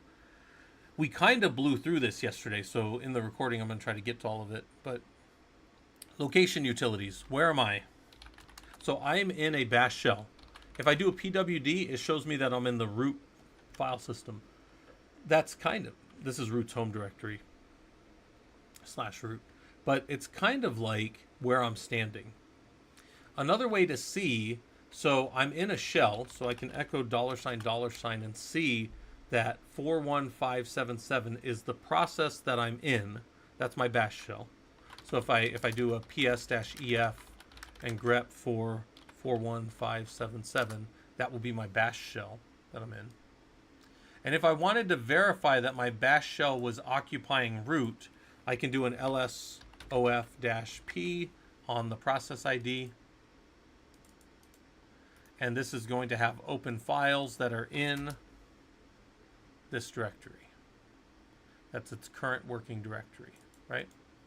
So there's all kinds of things that those are other things that are going on with my process, by the way, too, right? But I'm trying to balance this, by the way, too. When we do our Linux systems administration, I'm trying to balance the walking of like junior engineer, or the crawling even, of somebody who's never been in the system, with some of the more advanced things that people who, you know, have been around a little bit can bite down on, because there's a lot of stuff here going on that you might not have even have looked at before. Okay. So then I'm in a directory. I know I'm in a directory, but what's a directory? A directory has a bunch of files in it, files that I was making earlier. So I can do ls to see the contents of my directory. Ls with no argument on the end. If I wanted to give it an argument, I would do this. If I give ls with no argument, it will use your current working directory. That's what it'll use. But I can ls any other directory. I can go ls temp, see what's going on over there. I can ls just slash to the file system and see all of these different directories. Now, I know they're directories because of their color, but you don't always have color. You can't rely on color when you're jumping between different types of operating systems. Not all modern Linux systems will have color like this, but what we need to do instead is use like an ls-l, which will give us a long listing, and then we need to start to understand, and we're going to do this in later classes of this, but you need to start to understand what these long listing permissions and such are over here. There's a few kind of tells here. When you see an L in the first field, it is a link, a soft link to something else. When you see a D, it's a directory. When you see a dash, it's a regular file. Those are some things to kind of know. So, then we come over here, and here are the permissions that are set to the directory, which we'll go over later, but at a high level, these are the user owner permissions, so read, write, execute for the user owner of the file. These are the group owner permissions for everybody that belongs to the group of this group owner of the file. And these permissions are everybody else in the world. And they are set as octal, 421, or read, write, execute. That's what are being set there. So if we come down here, lost and found, which is owned by root, is only read, write, and executable by owners that are the user root. The group root has no permissions of read, write, execute, and everybody else who is not defined as one of these two gets nothing. It's like the Charlie and the Chocolate Factory. You get nothing. You lose, right? You have nothing. All right. Anyways, inner Gene Wilder, right? This is how that works. And we're not going to get too much into it. All right. Location utilities. We can CD. So we clear the screen. We see where we're at. We CD to temp. We PWD. We're in temp. We CD back to root. We're in root. We CD back to temp. We're in temp. We CD with no argument, and it takes us home. Echo $home. That's our home directory. You can also CD to /temp, and you've got this tool with a tilde. Tilde is up on the top left of your keyboard, and that will take you home as well. But that will take you to whatever you've set as home. So watch this. If I say home is equal to temp, like that, and then I say CD tilde, where's this going to take me? Well, where am I? I'm in root, and I CD to tilde. That took me to temp because I set explicitly my home to something other than my home. There are reasons to do that. When you're down in systems administration world and you want to change your home directory to something else, so everything always sends you back to that directory, like if you're scripting or something and you want to be locked in one directory, you can do that. You have that kind of power. Some of you never probably even thought about that. You're like, oh, I know what permissions are and I understand this stuff, but you can set your home while you're in the shell. Then if you leave, if you exit the shell and come back in, it's not set anymore. But if you want to persistently do that, you can set that in your .bash files or your dot files. We call them dot files. They are the hidden files in your root's home. And you use ls-l A to see them. We're not very, we pretend to be very clever in the Linux world, but the files that are hidden simply have a dot in front of them. And the only thing about them that makes them hidden is that ls ignores them. And when you say ls-a, it just doesn't ignore them. That's how clever we are, and we pat ourselves on the back because Linux is very clever. Those are all hidden files because ls doesn't see them. But they exist there. You could look at them or touch them or cat them or whatever, but they're there. Okay. So some common uses. I showed you some common uses of CD right there. Find will find things in your system. So where am I at? I'm in root, and I CD over to temp, and I say find from root, right? Something named anything. Let's say test anything. Oops, it's name. You gotta write down name, and it'll find everything that's in root and everything recursive to root, like that. So this starts to get real complicated because then I could take all of those and delete them. I can delete them with an exec command, which we'll do in a later lab, but we'll find a bunch of things and clean them up or delete them or change the permissions on them or do whatever. What would you put in a dot file? Oh, so anything Robodom that you don't want to normally see. So let's go back. Let's clear the screen. CD to root and ls-a to see all of these things. They're just things that don't need to be seen when somebody casually types ls. So like my .ssh, in here are the SSH client and SSHD controls for this user around the system. So authorized keys. So the public keys that have been set to the server so that a private key can encrypt with me are the authorized keys. So we do authorized keys, and I see the authorized key, the public version of it, right here. And then the system with the private key can connect into this. So you never share your private key with anybody, but I could say right now, hey everybody, go ahead and send me your public keys. It wouldn't matter. And then I could put those public keys in my server that allows for you guys to log in, and you would never have to use the password again. You could just use your private key to the public key, which is kind of like a lock that I put on there, and you would be able to authenticate all the time. I might even do that in one of the future labs, just so that people don't need to remember the passwords. You can share your public key far and wide. You can go throw it out on the street corner on a flyer. Nobody can do anything with it. It's cryptographically similar to your private key, but it's not going to matter. You aren't, I hope. Okay, there are hidden files in Windows, guys. They are not shown by default. All right, so let's clear this up. Clear control plane. And let's say which or, so let's say which Python. Is Python on the system? You know, I got a Python developer, and he's calling me up and he's saying, hey, I don't have the right version of Python. And then I go Python -- you should just be able to do -- version like that. And I see I got Python 3.8.10 for this person. And he's having trouble because he's maybe, oh God, hopefully he's not still on 2. 2's been dead for a while, but he's on 3.8. Maybe he's having some problem with something, and then you've got to go do some checking. But the point is, you can verify that in your pathing, we have Python. So here's our path. Echo $path. This is part of the environmental variables that you have. If you want to see your environmental variables, type in env or print env. I'm not going to type it because that's just too much of a big mess to the screen. But those are all the environmental variables defined by bash by default as you get into a system. And you can customize them. Your bash shell is yours. You can do, especially as root, you can do damn near anything you want. But one of the things you have a lot of control over is your path. Your path is a colon-delimited set of paths. So when you look at path here, this is the first path, user local sbin. It is colon-delimited, so the field delimiter is colon. And then here's the next one. And here's the next one. And I would ask you, if we know Python is in user bin, do you see user bin in your user path? So would you expect Python to work when you just type Python?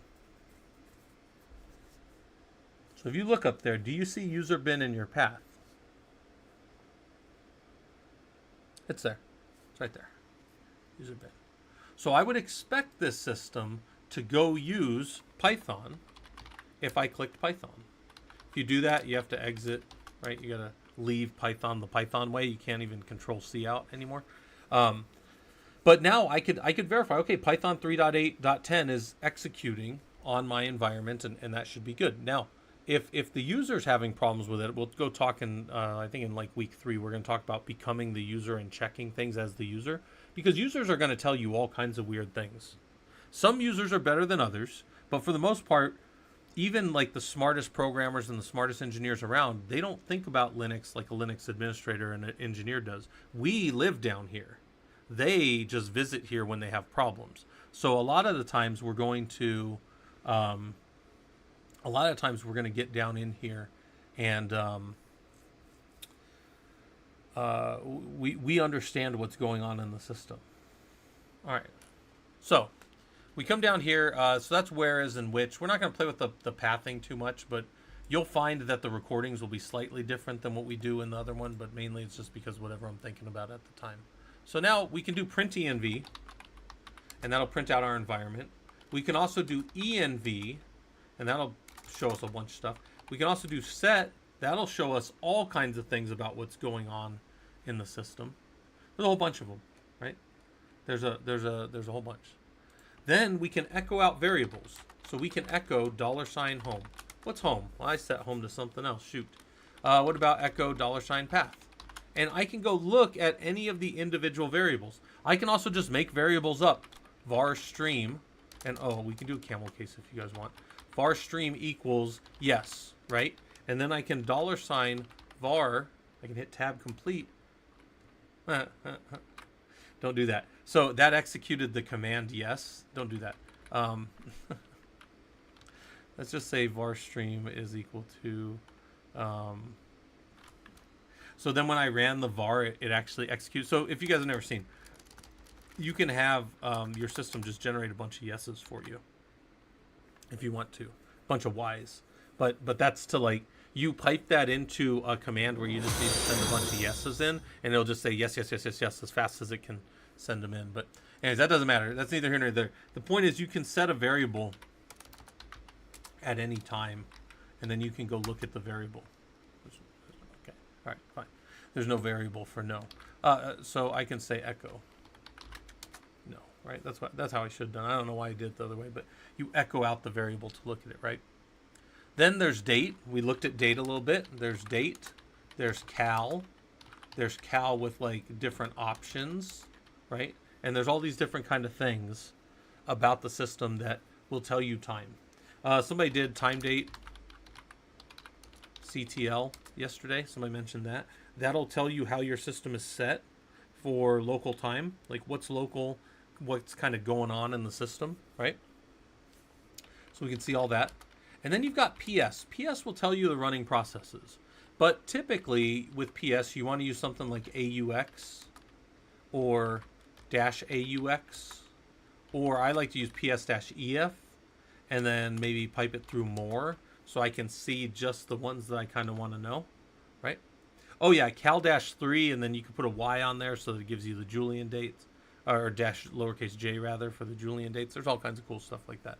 Yeah, calendars are kind of good to kind of see what's upcoming and stuff, right?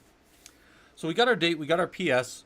With PS, we can then filter things down, right? So I can PS, and then I say, I just want to grep for like this ATA stuff.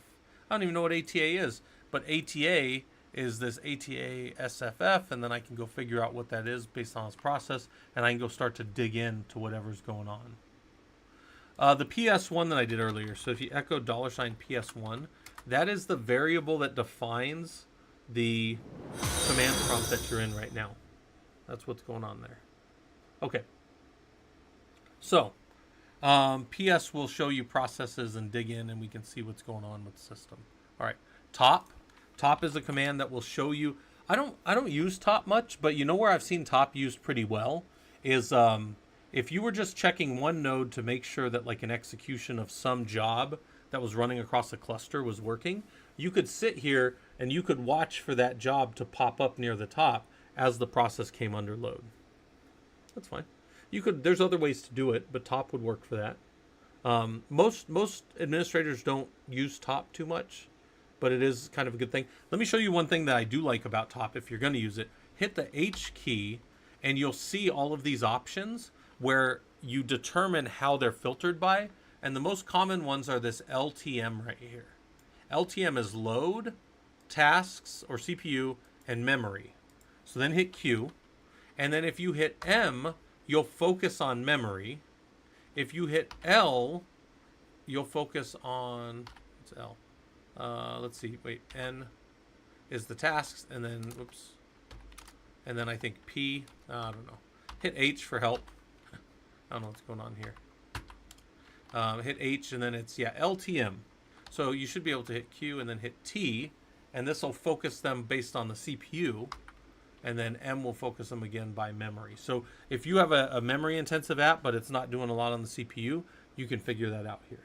There's a whole bunch of other things that you could do. What do I use for checking? I use PS. So I'm going to show you guys why I use PSEF.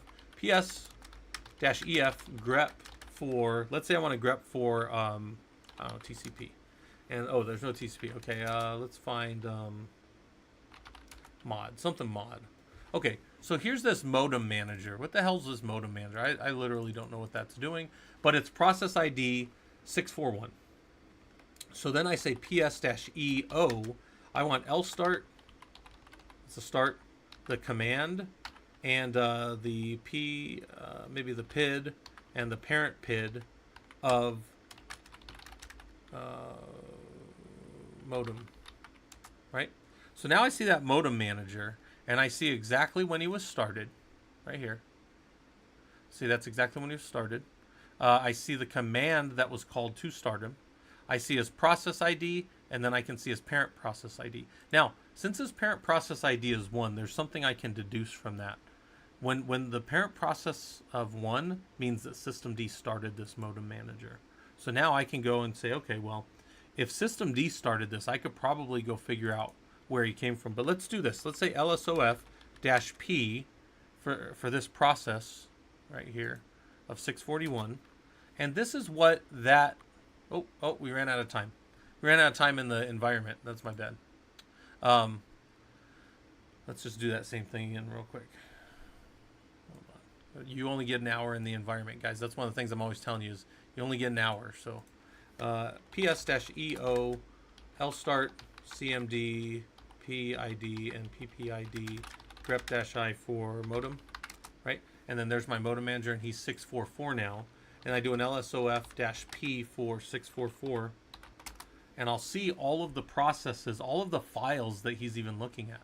So I can start to determine what's going on with that modem manager, whatever the heck it is. I'm not playing around. I don't know what modem manager does, but I can find out what it's doing right now. And then I can maybe find out, is that thing actually listening anywhere? So maybe I do that 644. That's his process ID. It does look like he's listening to something, but let's go see if SS-NTULP, grep-I for modem. Okay, there's nothing in there that seems like it's running.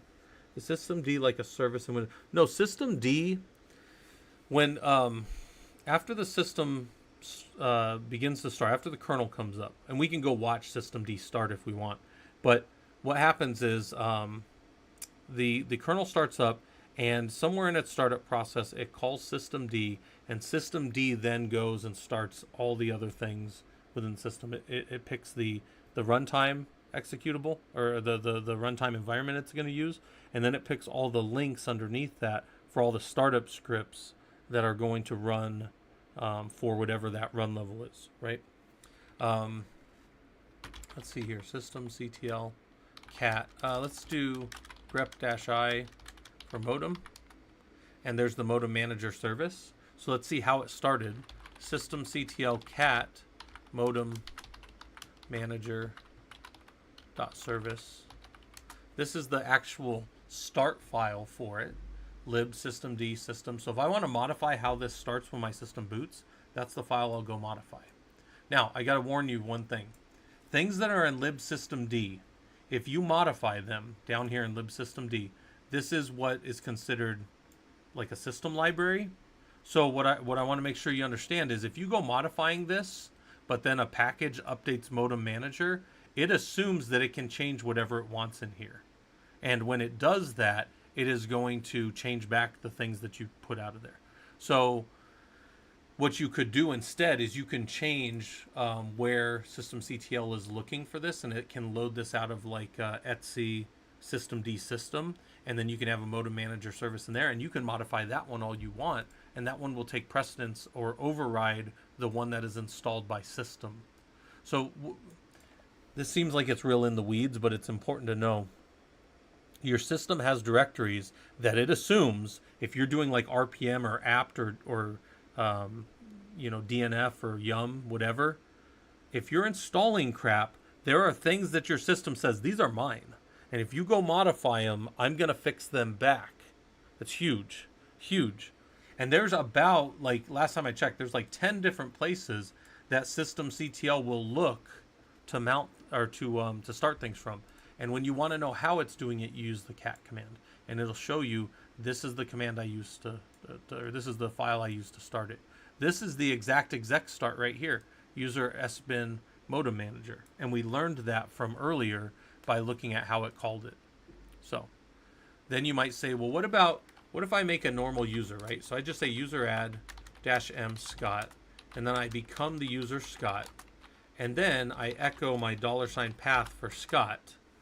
And real quick, I would ask you, well, that's really weird that user has sbin, so I'm not going to ask. But I was going to say, does the user Scott have the permissions to kick off the modem manager? Does he even see it in his path? The answer is yes, I do see it in my path. Now, to check if I have permissions for it, we'd have to actually go look. I doubt I do, but...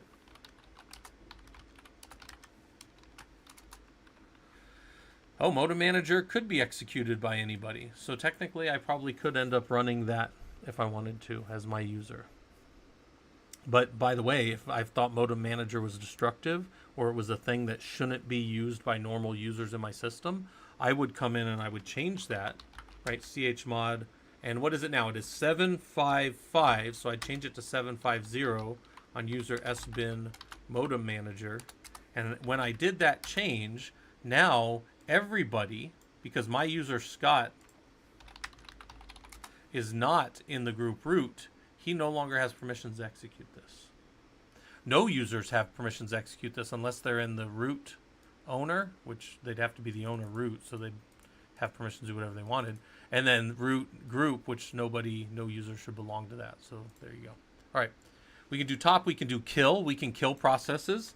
So I clear the screen, I say ps-ef grep-i for, let's just look for, let's look at all the processes real quick. Oh, here we go, Calico. Who the heck's Calico? So ps-ef grep-i for Calico. Who knows what Calico is? This isn't a trick question. This isn't even a Linux question. Calico does something for Kubernetes. Does anybody know what it does? But I want to kill all of them. So I'm going to grab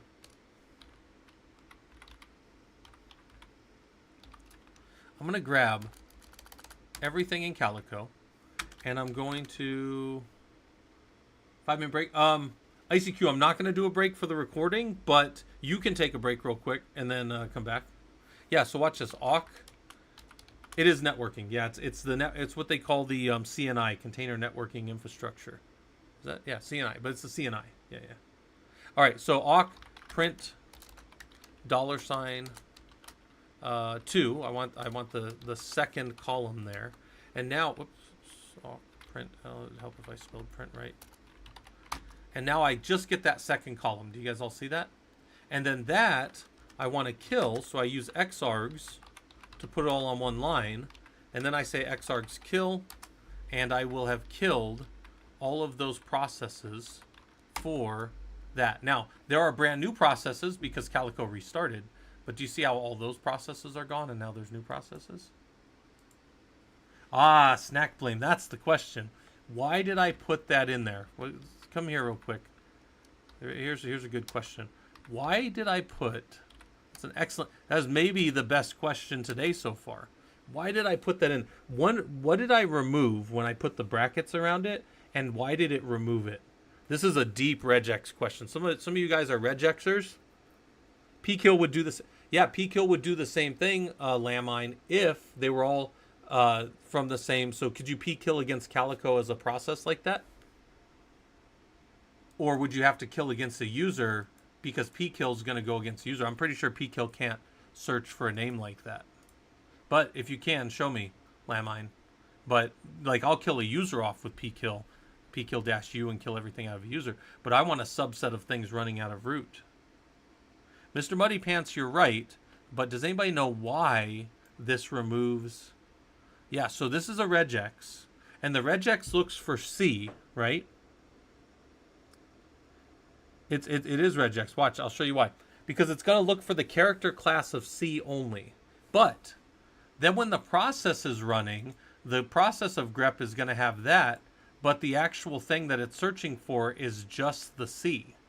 So it's going to remove, it's not going to find itself, because look up here, the grep that we were looking for was looking for, it would then be looking for the brackets. Does that make sense?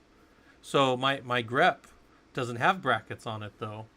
In the actual search it has brackets, but here it's searching for it without brackets. So when you do this, you remove the grep. It's actually pretty brilliant. I was shown this by a senior SRE type guy when I was at AAA, and I was like, that is pretty freaking smart. It just removes that one little thing for you. And it's technically regexing one single character. But then it doesn't find it because in the grep it's this, but in what it's searching for, it's this. Super slick, super useful. Okay. File utilities, we can cat out files. So, whoops, clear. We can cat like root.bash rc, and we can see everything in the bash rc file. Yeah. So that's the printout of the bash rc file if we just wanted to look at it. We can print that out, and then we can redirect it to like temp scott, bash rc backup, right? You can name it literally whatever you want. And now this redirect caught the output of that cat, and instead of sending it to the screen, it sent it to a file. So now if I want to see, are they exactly the same, I'll diff my root.bash rc against that temp scott bash rc back, and they're the exact same file. Because if there were differences, it would have shown me. Like if I just cat, let's just vi temp scott, and then this is an example or stream, right? And I do that same diff, it'll show me that in the second file there were these added things. So there's like this stuff that we do, it seems like I'm doing like little cantrips and casting little spells, but all these kind of things are useful later when we get into like deep systems administration. This first lesson, this first one that we're doing, by the way, this is down in the Discord, all this stuff here for the actual Professional Linux Users Group class on this, and you can do it. You could just do cat file 2, and then oh, maybe not. Is it something? I don't know. I don't remember. Something like that. I never remember, but you can then you can type whatever you want in. I thought you could just do it with cat. It's been a while since I looked at this. This was, again, I wrote this thing 15 years ago, but typically you can cat, enter a bunch of text, and then you can use Control-D to save it. So we could use less. So we can do a less on a file to see less. Less has been around a lot longer than more. More's been around a lot longer than less. Less will allow you to go forward and back. More will only allow you to go forward through a file, and you'll hit enter to go line by line, and you'll hit spacebar to go page by page, and it'll just keep moving forward. How useful is screen in real job? I use screen all day. Every single part of everything I do is in screen MUI. I never log into a Linux box without screen. Screen or tmux, but screen is my default. So the question was, how useful is screen? I use it all the time. Because look, I can disconnect right now. Look, my machine, I came in here and my machine rebooted this morning. Stupid Windows doing stupid third fucking day in a row updates, right? I can hop into my Linux box right now. My home, maybe. I can jump into my home. Maybe I can jump into my home Linux box. Jeez. All right. Anyways, I got in. And now in this system, in this persistent system that sits behind me, I can do a screen dash ls. And here is, has my whole system just froze. God damn, my whole system literally just froze again. Third time today in streaming that it froze.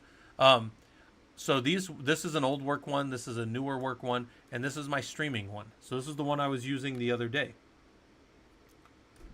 Yeah.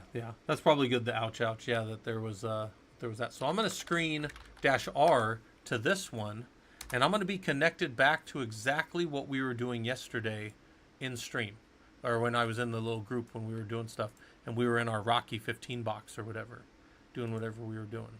So we can yeah, I use some customization on it, Mooey, but I can show that to you. That's up in Discord if anybody wants the customization I use for screen. Yeah, I use it with this here so that I can jump between, like if you look at the bottom, everything's named in my environment.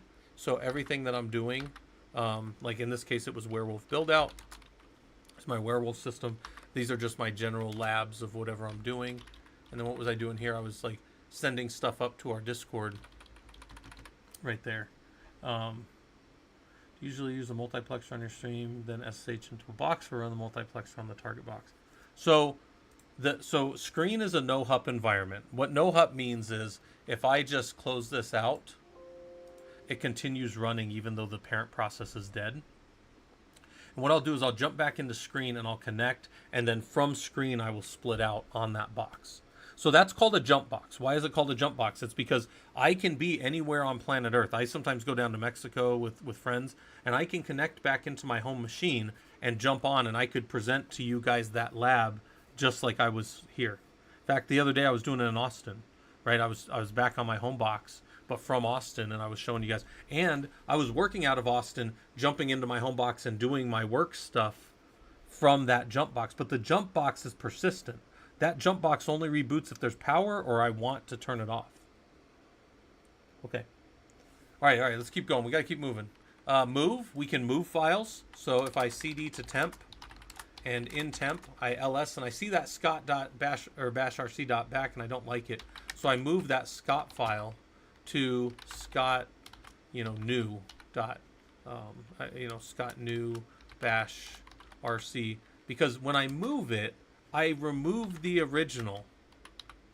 So if I ls scott in here, I only expect to see the original, or the new one. If I copy it though, right? So if I copy this to scott.bashrc.orig, and just do whatever you want. Now I'm gonna keep the original, but get the new one.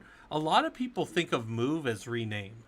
I'm not a super big fan of that, but one thing to note about this is whatever you're doing as you do this. So let's say you do new dot back or whatever you want to call them. People do like dot orig. They'll put the date in here, right? So you can do that kind of stuff. Whatever you do, you got to remember you're saying from. So here's your command. Here's your execution, the command. Here is the from here to here. When you do that, and then you ls scott, now you'll see that you've copied it to this one with the date interpolated down, and it can be there. Snack blame, you can absolutely leave things running. Yeah, like what? So watch here. I'll show you. I'll show you an example. Let's go back into my home lab that I just closed out, and I jump into P01 Jump01 as my user, right? And then I screen -ls to see that this was my screen I wanted to connect to. And I'll reconnect to that screen because it's detached. And then right here, I'm just going to make something silly for now. And I'll say while true, do echo snack question proof. Sleep to date done. Right? So snack question proof is going to run, and I'm going to kill this session. It's gone. Nothing up my sleeves, no connections on my system. Let's go make a new P01 jump 01 connection. So now I'm jumping back into that box that has a no HUP screen environment on it. I come in as my user. Hopefully I can get in as my user. Okay. Gosh. Maybe I can get in. And then I do a screen -ls, and there's my screen right there. Screen -r to reconnect. And my prediction is that's been running this whole time. And it's been running the whole time, and it's still running now. You can see the time counting up. Yeah. So that's I tell you guys all the time, I abstract what I'm doing from the systems I'm doing it on. Sometimes people hop in here and they're like, are you using Windows? How the hell are you administering Linux? Linux can't connect to Windows. And they have stupid voices like that. But no, of course I can connect to Linux from Windows. And it can be completely detached in such a way that if I kill this machine or I jump on a different machine from somewhere, as long as I can establish an SSH connection back, I can control that screen again. Yeah, that voice. I get in trouble with that voice. I was doing that one time, and my buddy was like, does your wife know you do that voice for her? And I was like, I hope to God she never finds out. I have a whole bunch of stupid little voices I do like that for people when I think they're being dumb. But anyways, I didn't call them dumb. I said when they're being dumb. All right, anyway, so we can move files, we can remove files, we can do whatever we want. Remove looks like this, RM. But then, let's say I go to delete something. Is this going to work, or is my system going to try to protect me from myself? Oh, it looks like it just removed it. So some of you, when you go to do a remove and you're the root user, it's not going to remove a file. It's actually going to try to ask you, are you sure, buddy? Are you sure you want to do that? And that's because typically you have an alias in here for RM to RM-I, which is interactive mode. And a lot of us will override that. So watch this. I'm going to go here. I'm going to override that like this. I'm going to say RM-RF Scott new bash RC. And the R is recursively and F is force. Now, this is slightly dangerous. This right here is slightly dangerous, much like maybe just carrying around. Okay, we're not going to go there. But this is slightly dangerous, kind of like you're just not paying attention while you're driving, let's say. If you're paying attention, these commands are perfectly safe. These options to give to the remove command. But the reason this is dangerous is, let's say I pointed this at a file system. If I did an RM-RF on like temp, that's a problem. Because now RM is not going to ask anymore. It's just going to do it, and it's going to blow away my whole temp directory. And that's a problem. I'd have to fix that in the system, right? And that may be what some of the labs are in the future, is I'm going to break things and make you guys fix them as administrators, right? Because you guys are root. If you guys go down into the admin boxes, you have a, yeah, right? This one right here. This one will brick your whole box. It'll brick your box in a way that's not recoverable. Now, could you recover some files in it? Yes. Would it be recoverable to like get the system working again? No, not without a reinstall. It would be too much of a mess to try to fix. It would be literally tens of hours to fix that way by trying to get the system back the way it was. Because it's a fun fact. People think that this will delete everything on the system. It actually won't. RM would try to delete as much as it could, and RM would eventually find itself in user bin RM and delete itself. And then when it went back through to get its next block of execution, it would break. Your system would be borked. Your system would be what we call foobar, which is messed up beyond all recognition, right? Yeah, if you do an RM-RF/, you won't actually delete everything. You'll just delete enough to get there, and it will rip the guts out of your system, but it just wouldn't be worth it to fix. I would just reinstall. All right, copy. We can sort. We can touch things. So we can, touch fruit as a command. We can then echo apple, right, into fruit. We can echo, let's say, pear into fruit, and then we can echo. What's another fruit that people don't realize is a fruit? Right, avocado, tomato. But the reason I did that was because if we cat fruit, those are in the order that I added them to the end, right? Tomatoes are fruit. Most people don't know that, but it's a fruit. But what if I want to sort fruit? Sorting fruit will put them in alphabetical order, and we can sort on all kinds of things. But here's the question for you. Did it change the original file because I sorted it? This is one of those things where, as engineers, we say one test is worth 1,000 expert opinions. We could sit here and argue all day, or we could just go like this and say, nope, didn't change it.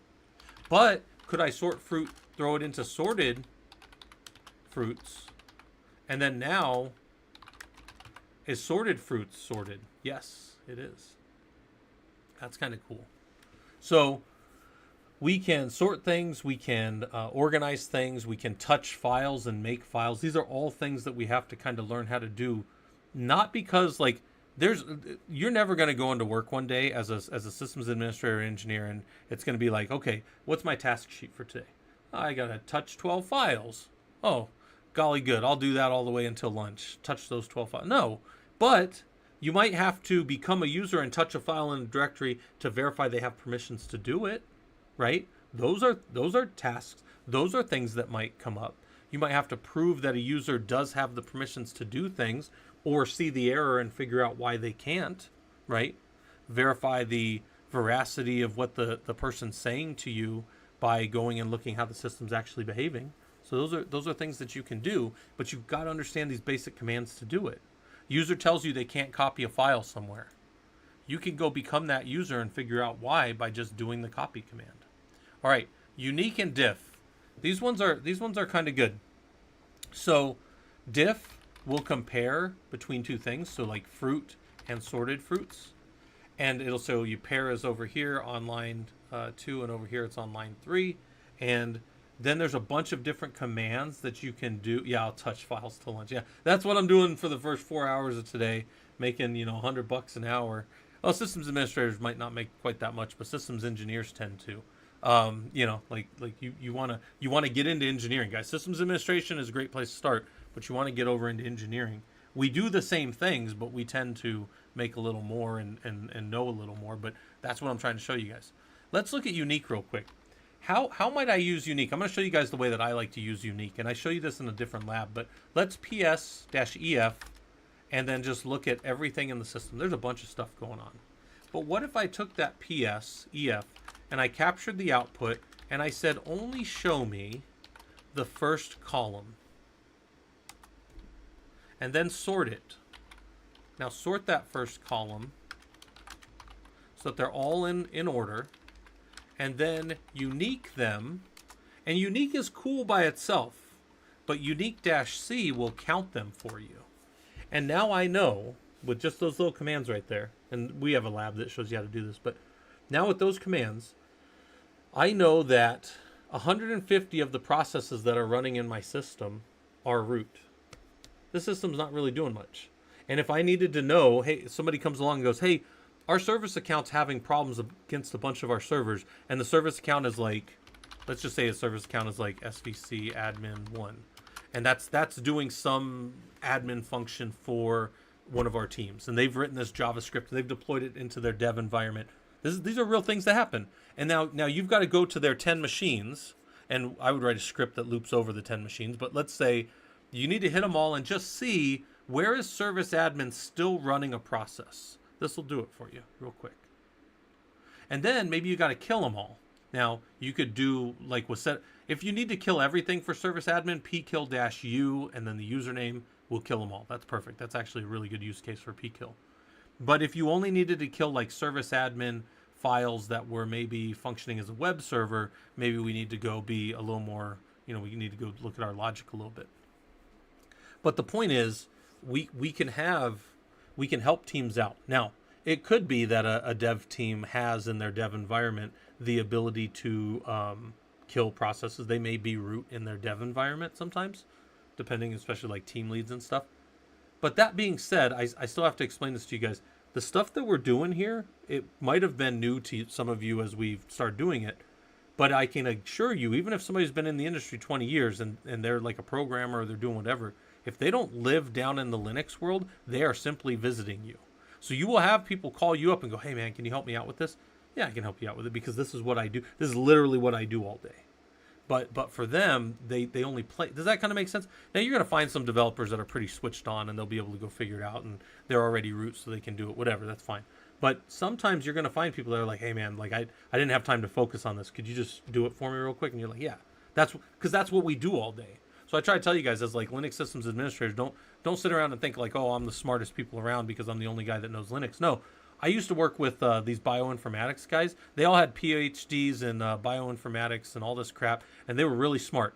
But they didn't know the Linux side of things. So I was always helping them with the Linux side of things because they could execute all these things. It was when I used to work at this company called Keras, and they would do all this stuff for gene panels and stuff, but they couldn't do the underlying Linux, and they would have permissions problems in directories and stuff. And it's like, but that's what I do. So I try to tell people like don't get mad at people because they don't know things. They're not Linux engineers, right?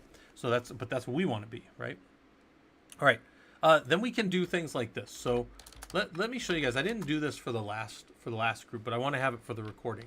Let's cd to temp, and in temp, let's just make a directory called packages, right? Then we'll cd into packages, and we'll pwd and ls, and in here, let's just make some packages. They're going to be fake. Touch package. I'm going to have a clip later that's like, Scott said touch packages. All right, touch package 1, touch package 2, touch all the packages. I'll get clipped up by you guys. All right, anyway, so in packages, I have these 3 packages. So then I move up a directory, and I see packages here, and I want to tar that up. And this concept of tarring a file really gets people. Like, they really struggle with it. But it's another one of those things where once you look at it, it will make sense to you. So let's just break it down. We know the command is tar. That's what we were learning earlier. There's the command. And then we have to give it some options for it to behave the way we want. We're going to create in a verbose fashion. We're going to compress, verbose, and I forget what F means. The package, and the package we're going to make is going to be packages.tar.gz. That's what we want to make.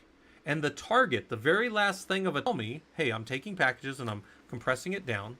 And then when I ls packages, now I have packages here as one individual file, and then I have a directory of packages. It has no compression to it. Tar is much more.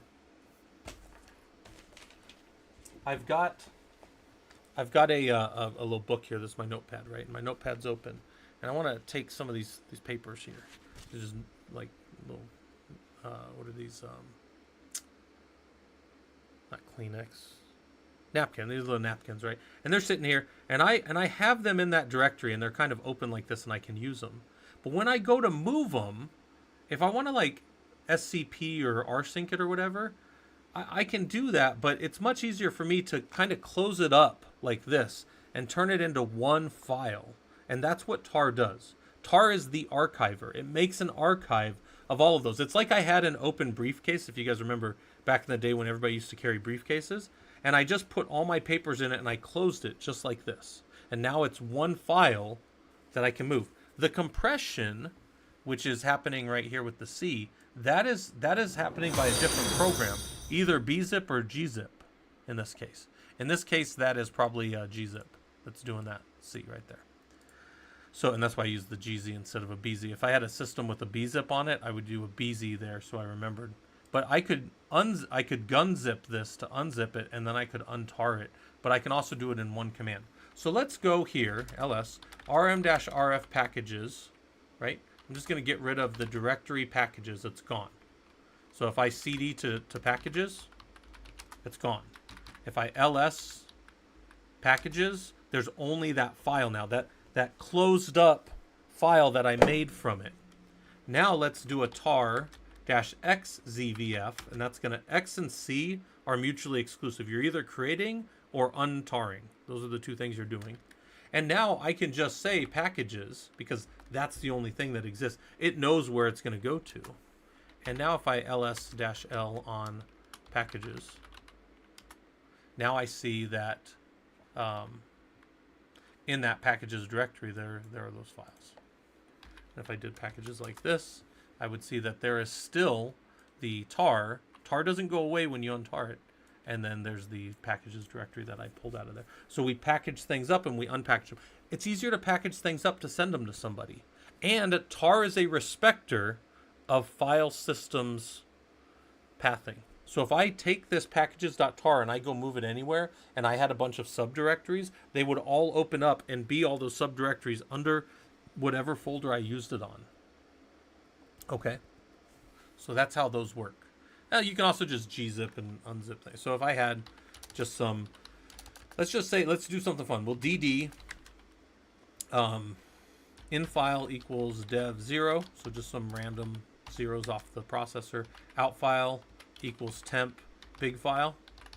And we'll just take this and we'll say count is equal to 3000 and block size is equal to 1024K, which will be 1 meg blocks. And I'm just going to make this file real quick. That is 3 gigs of a bunch of zeros.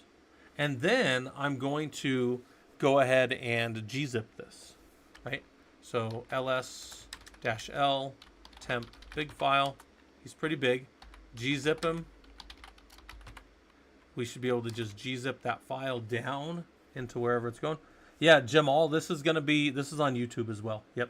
So if you just do a exclamation mark YT, it'll give you YouTube info. So this will be recorded on YouTube. Also, this is all down in our Discord. This is the part of this is a discussion I gave yesterday, which is part of the whole thing. Also, guys, have I dropped a few times?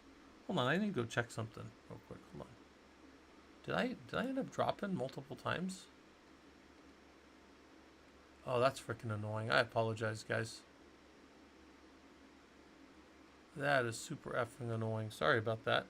I didn't mean to keep dropping and sending you guys a link like that. All right. So let's talk about the file system hierarchy. So everything starts at root of the file system, right? And then there are different directories. So the boot directory has system files in it.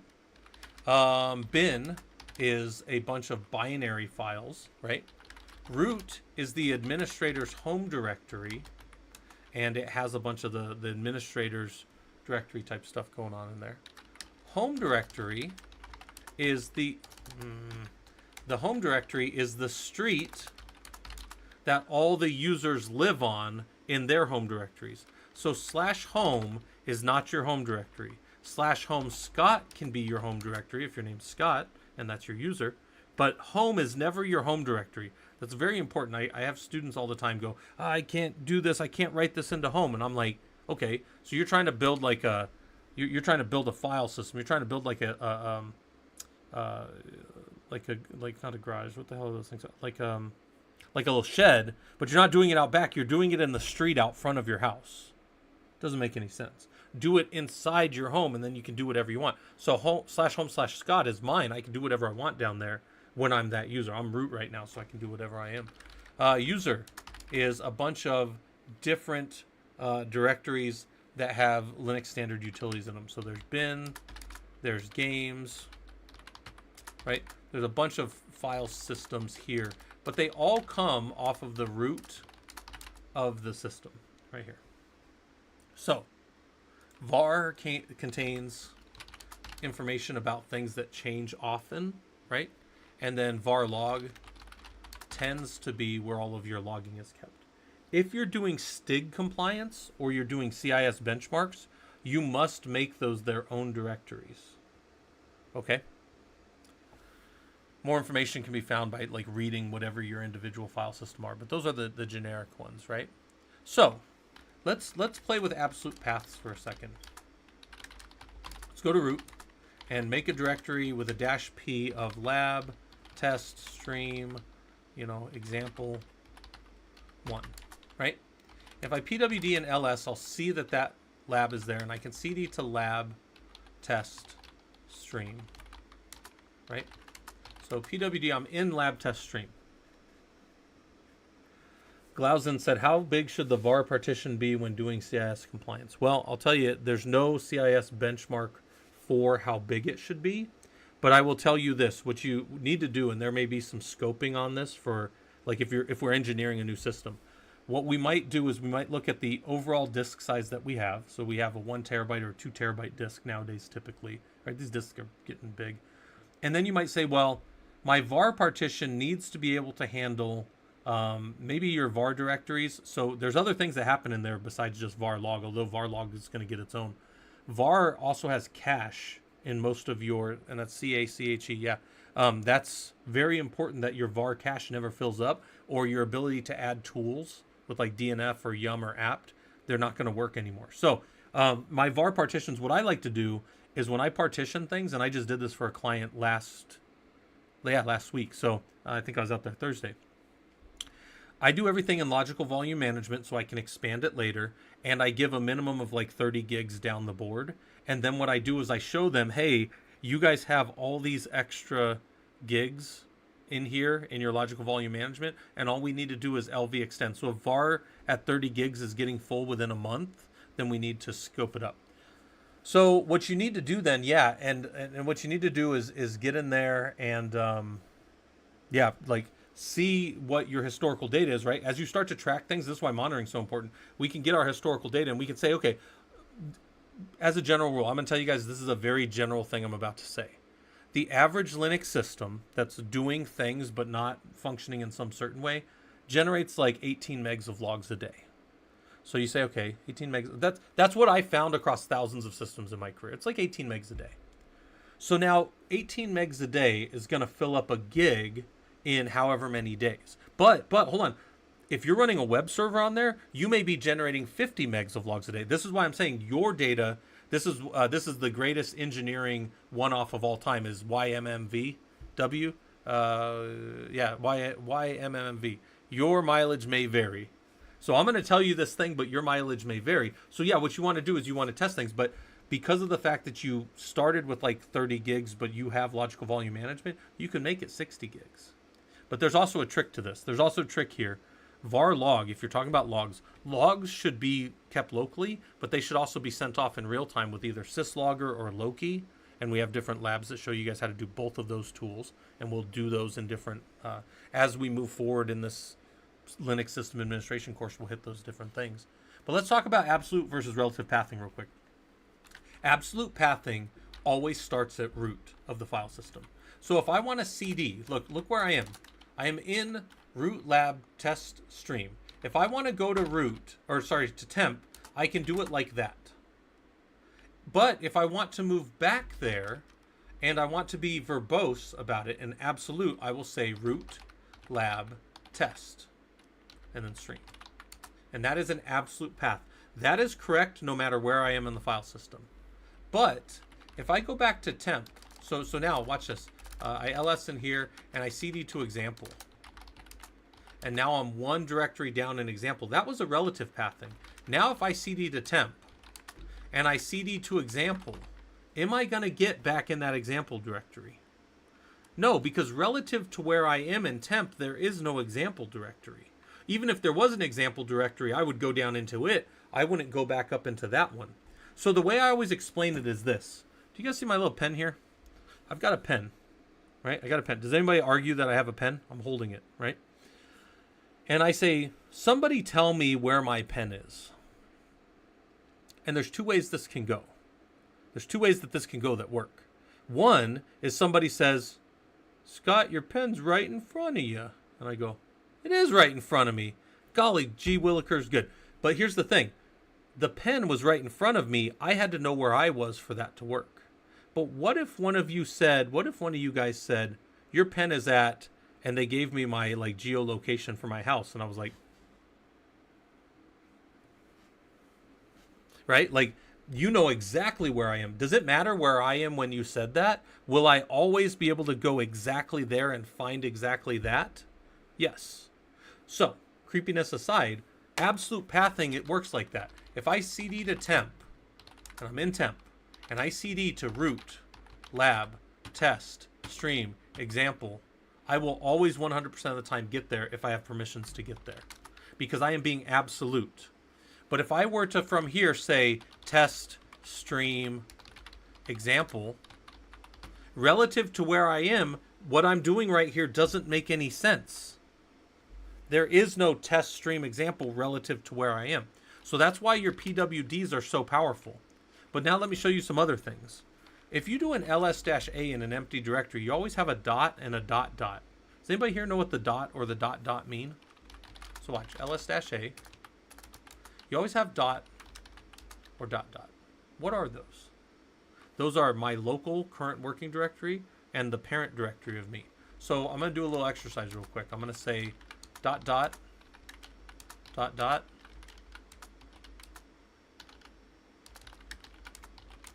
What did I do there? I went to my parent and checked, and I went to his parent and checked, then I went to his parent, and those are relative pathings to where I am.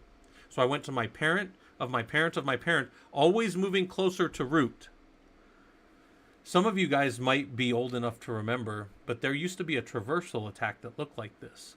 The reason document roots, so see this pathing right here where I'm in killercoda.playgrounds.scenarios.kubernetes? People used to send headers that look like this.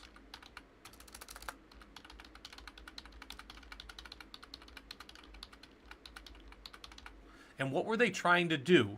They were trying to go into whatever you presented them from a web page and go up to as far as they could on the root. This is why we set the document root down in var www.html on a lot of systems and different like var, Apache, whatever your web server is. Because I'm trying to do a directory traversal attack where I move up from permissions that I don't have, right? And this isn't a security thing, but that is security, right? That is a big part of understanding your pathing. And that used to be a good way to compromise servers. See what I could go see what other things were presented. Web servers have had that fixed for like 15 years, but that's a way that they used to do it. All right, so absolute path shows that you can cat out a file. You can move files by absolute pathing. That's a good way to do it. But you can also use relative pathing, move them to here. That's what I do a lot when you guys see me SCP and push and pull files, which we'll do in some of the later labs, right? All right, relative path, describing or looking for files relative to where you are. So you need to know where you are, right, for it to work. All right, example of some relative paths, give you some examples of that. More about pathing, they're interchangeable. You can use them, but only the right, correct path to where you are is going to work relatively, and absolute pathings will always work absolutely. Okay? So in our review, we talked about all these things. That is the Professional Linux Users Group Linux System Administration Course 1. This is what we did. We talked about all of this. We talked about how you can go in. We gave the original class was yesterday. This is just the recording, which will be up on YouTube for you guys. And it really pisses me off that it cut it in half, but we'll figure that out later. Ask information down in Discord. This was our first class meeting yesterday. And then we have the 2 topics. So if you want to participate, you got to do 2 topic posts each week, 1 for each topic, and then 1 response to somebody else. Say, hey, you know, I saw that you were doing this. Have you thought about this? Hey, I'm interested in that same thing. Whatever, you know, whatever kind of responses before the next Saturday. You've got a worksheet, which is up in the Discord, and you've got a lab for all this stuff as well. If you need to contact me, that's how you get a hold of me in any of those medium. Okay? So I'm going to drop off of here, but that's the recording for this. And again, I'm going to be really pissed if it split it in half, but I mean, I guess what can we do? So, all right. Take care, everybody. I will see most of you